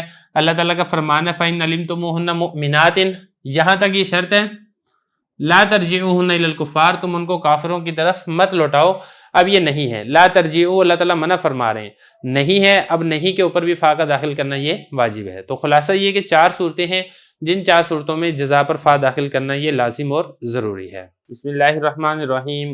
ہدایت النحو کا 9واں باب ہے، القسم الثانی فی الفعل، سبق نمبر 10 میں خوش آمدید۔ آج کے سبق کے اندر ہم پڑھیں گے کہ 5 قسم کے افعال ہیں جن کے بعد ان مقدر ہوتا ہے۔ عبارت دیکھ لیں، ترجمہ کرتے ہیں اور آخر میں اس کی تشریح کرتے ہیں۔ وقد یقع اذا مع الجملۃ الاسمیۃ موضع الفاء كقوله تعالی وان تصبهم سیئۃ بما قدمت ایدیہم اذا هم یقنطون وانما تقدر ان بعد الافعال الخمسۃ التي هي الامر نحو تعلم تنجو والنهي نحو لا تكذب يكن خيرا لك والاستفهام نحو هل تزورنا نكرمك والتمني نحو ليتك عندي أخدمك والعرض نحو لا تنزل بنا تصب خيرا وبعد النفي في بعض المواضع نحو لا تفعل شرا يكن خيرا لك وذلك إذا قصد أن الأول سبب للثاني كما رأيت في الأمثلة فإن معنى قولنا تعلم تنجو هو إن تتعلم تنجو وكذلك البواقي فلذلك امتنع قولك لا تكفر تدخل النار لامتناع السببية إذ لا يصح أن يقال إن لا تكفر تدخل النار۔ ترجمہ دیکھ لیں۔ اور کبھی کبھی اذا واقع ہو جاتا ہے جملہ اسمیہ کے ساتھ فا کی جگہ میں، جیسے کہ اللہ تعالیٰ کا فرمان ہے وَإِن تُصِبْهُمْ سَيِّئَةٌ بِمَا قَدَّمَتْ أَيْدِيهِمْ إِذَا هُمْ يَقْنَطُونَ، اور سوائے اس کے نہیں ان 5 افعال کے بعد مقدر ہوتا ہے، اور وہ 5 افعال امر ہے، جیسے کہ تعلم تنجو نہیں ہے، جیسے لا تکذب یکن خیرا لک، اور استفہام ہے جیسے حل تزورنا نکرم کا، اور تمنی ہے جیسے لیتک عندی اخدم کا، اور عرض ہے جیسے کہ لا تنزل بنا تصب خیرا، اور نفی کے بعد بھی بعض جگہوں میں واقع ہوتا ہے جیسے کہ لا تفعل شرا یکن خیرا لک، اور یہ اس وقت ہے جب یہ ارادہ کیا جائے کہ پہلا سبب بن رہا ہے دوسرے کا، جیسا کہ آپ نے مثالوں میں دیکھ لیا ہے، اس لیے کہ ہمارے اس قول کا معنی تعلم تنجو یہ ہے ان تتعلم تنجو، اور اسی طریقے سے باقی ہیں، اسی وجہ سے ممتنع ہے آپ کا یہ قول لا تکفر تدخل النار، اس لیے کہ یہاں پہ سببیت منع ہے، کیونکہ صحیح نہیں ہے کہ یہ کہا جائے ان لا تکفر تدخل النار۔ عبارت اور ترجمہ ہو چکا ہے، اب چلتے ہیں اس کی تشریح کی طرف۔ جیسا کہ آپ نے گزشتہ سبق کے اندر پڑھ لیا تھا کہ جزا کے اوپر فا واقع ہوتی ہے، لیکن حضرت فرما رہے ہیں کہ بعض صورتوں کے اندر فا کے بدلے میں اذا مفاجاتیہ بھی آ جاتا ہے۔ اذا مفاجاتیہ کا کیا مطلب ہے؟ دیکھیں، مفاجاتیہ کا مطلب ہوتا ہے اچانک کسی چیز کا ہونا بتلانا، تو چونکہ اذا مفاجاتیہ اس کے اندر بھی فا والا معنی پایا جاتا ہے، اگر جزا جملہ اسمیہ ہو تو پھر بعض اوقات ایسا بھی ہوتا ہے کہ ہم جزا پر فا داخل نہیں کرتے ہیں بلکہ اذا مفاجاتیہ لے آتے ہیں، ایک تو وہ اچانک ہونا بتاتا ہے، دوسرا اس کے اندر فا والا معنی بھی پایا جاتا ہے۔ تو یہ فرما رہے ہیں وقد یقع اذا، کبھی کبھی اذا جملہ اسمیہ کے ساتھ بھی آ جاتا ہے فا کی جگہ میں، یعنی جب جزا جملہ اسمیہ ہو تو پھر اس کے اوپر فا داخل نہیں ہوتا بلکہ فا کے بدلے میں اذا واقع ہو جاتا ہے، جیسے کہ اللہ تعالیٰ کا فرمان ہے وَإِن تُصِبْهُمْ سَيِّئَةٌ بِمَا قَدَّمَتْ أَيْدِيهِمْ، اب یہاں تک یہ شرط ہے، اور اذا ہم یقنطون، ہم یقنطون یہ جزا ہے، بھی دیکھیں نا جملہ اسمی ہے، ہم مبتدا یقنطون اس کی خبر ہے، اب یہ جزا ہے، جزا کے اوپر فا نہیں داخل ہوا بلکہ اذا داخل ہو گیا ہے، تو اچانک وہ مایوس ہو جاتے ہیں، تو اس کے اندر بھی فا والا معنی پایا جاتا ہے، تو اس لیے ہم یہاں پر فا کے بدلے میں اذا بھی داخل کر لیتے ہیں۔ اس کے بعد آگے حضرت فرما رہے ہیں کہ جو آپ نے ان شرطیہ پڑھ لیا تھا جو کہ شرط اور جزا کو جزم دیتا ہے، ان شرطیہ کے بارے میں بتا رہے ہیں کہ بعض اوقات ایسا بھی ہوتا ہے کہ 5 افعال ہیں جن کے بعد ان مقدر یعنی چھپا ہوا ہوتا ہے، وہ کون سے 5 افعال ہیں اور کس طریقے سے مقدر ہوتا ہے وہ ساری وضاحت یہاں پر آ رہی ہے۔ فرمایا کہ ان چھپا ہوا ہوتا ہے بعد الافعال الخمسہ، 5 افعال کے بعد، وہ 5 افعال کون سے ہیں؟ نمبر 1 امر، جیسے تعلم تنجو، اب یہ ایسے ہے تعلم یہ امر ہے، اس کے بعد یہ ہے ان تتعلم، تعلم تو تعلیم حاصل کر، علم حاصل کر، اگر تو نے علم حاصل کیا تو تنجو تو نجات حاصل کر لے گا، اور اسی طریقے سے نہیں کے بعد بھی ان چھپا ہوا ہوتا ہے، جیسا کہ لا تکذب یکن خیرا لک، جھوٹ مت بول تیرے لیے بہتر ہے، اب لا تکذب ہے نا، اس کے بعد اصل میں ایسے ہے لا تکذب ان لا تکذب یکن خیرا لک، اور اسی طریقے سے استفہام اس کے بعد بھی ان مقدر ہوتا ہے، جیسے کہ حل تزورنا نکرم کا، اب حل تزورنا ان تزورنا نکرم کا، اصل عبارت اس طریقے سے ہے، حل تزورنا یہ تو استفہام ہے، اس کے بعد ان چھپا ہوا ہے، پھر دوبارہ تزورنا فعل ہے، اگر تو ہماری زیارت کرے گا تو نکرم کا ہم تمہارا اکرام کریں گے۔ 3 ہو گئے۔ نمبر 4 یہ اسی طریقے سے تمنی، اس کے بعد بھی ان مقدر ہوتا ہے، جیسے لیتک عندی، یہ تمنا ہے نا، کاش کہ تو میرے پاس ہوتا، اخدم کا میں تمہاری خدمت کرتا. اب اصل میں کیا تھا؟ لیتک عندی ان تکن عندی اخدم کا، اگر تو میرے پاس ہوتا تو میں تمہاری خدمت کرتا. اور اسی طریقے سے عرض یعنی درخواست، اس کے بعد بھی ان مقدر چھپا ہوا ہوتا ہے. جیسے الا تنزل بنا تصب خیرا، اب کیا تھا اصل میں؟ الا تنزل بنا ان تنزل بنا تصب خیرا، اس طریقے سے تھا. تو یہاں پر بھی ان چھپا ہوا ہے. اور نفی کے بعد بھی بعض جگہوں پر ان چھپا ہوا ہوتا ہے. جیسے لا تفعلوا شرا یکن خیرا لکا، تم برائی نہ کرو تمہارے لیے بہتر ہے. اب یہ اصل میں کیا تھا؟ لا تفعلوا ان لا تفعل یکن ان لا تفعل شرا یکن خیرا لک. اچھا، اس میں حضرت نے ایک بات یہ فرمائی ہے کہ نفی بعض جگہوں میں نفی کے بعد بھی ان مقدر ہوتا ہے، ہر جگہ پر ایسا نہیں ہوتا.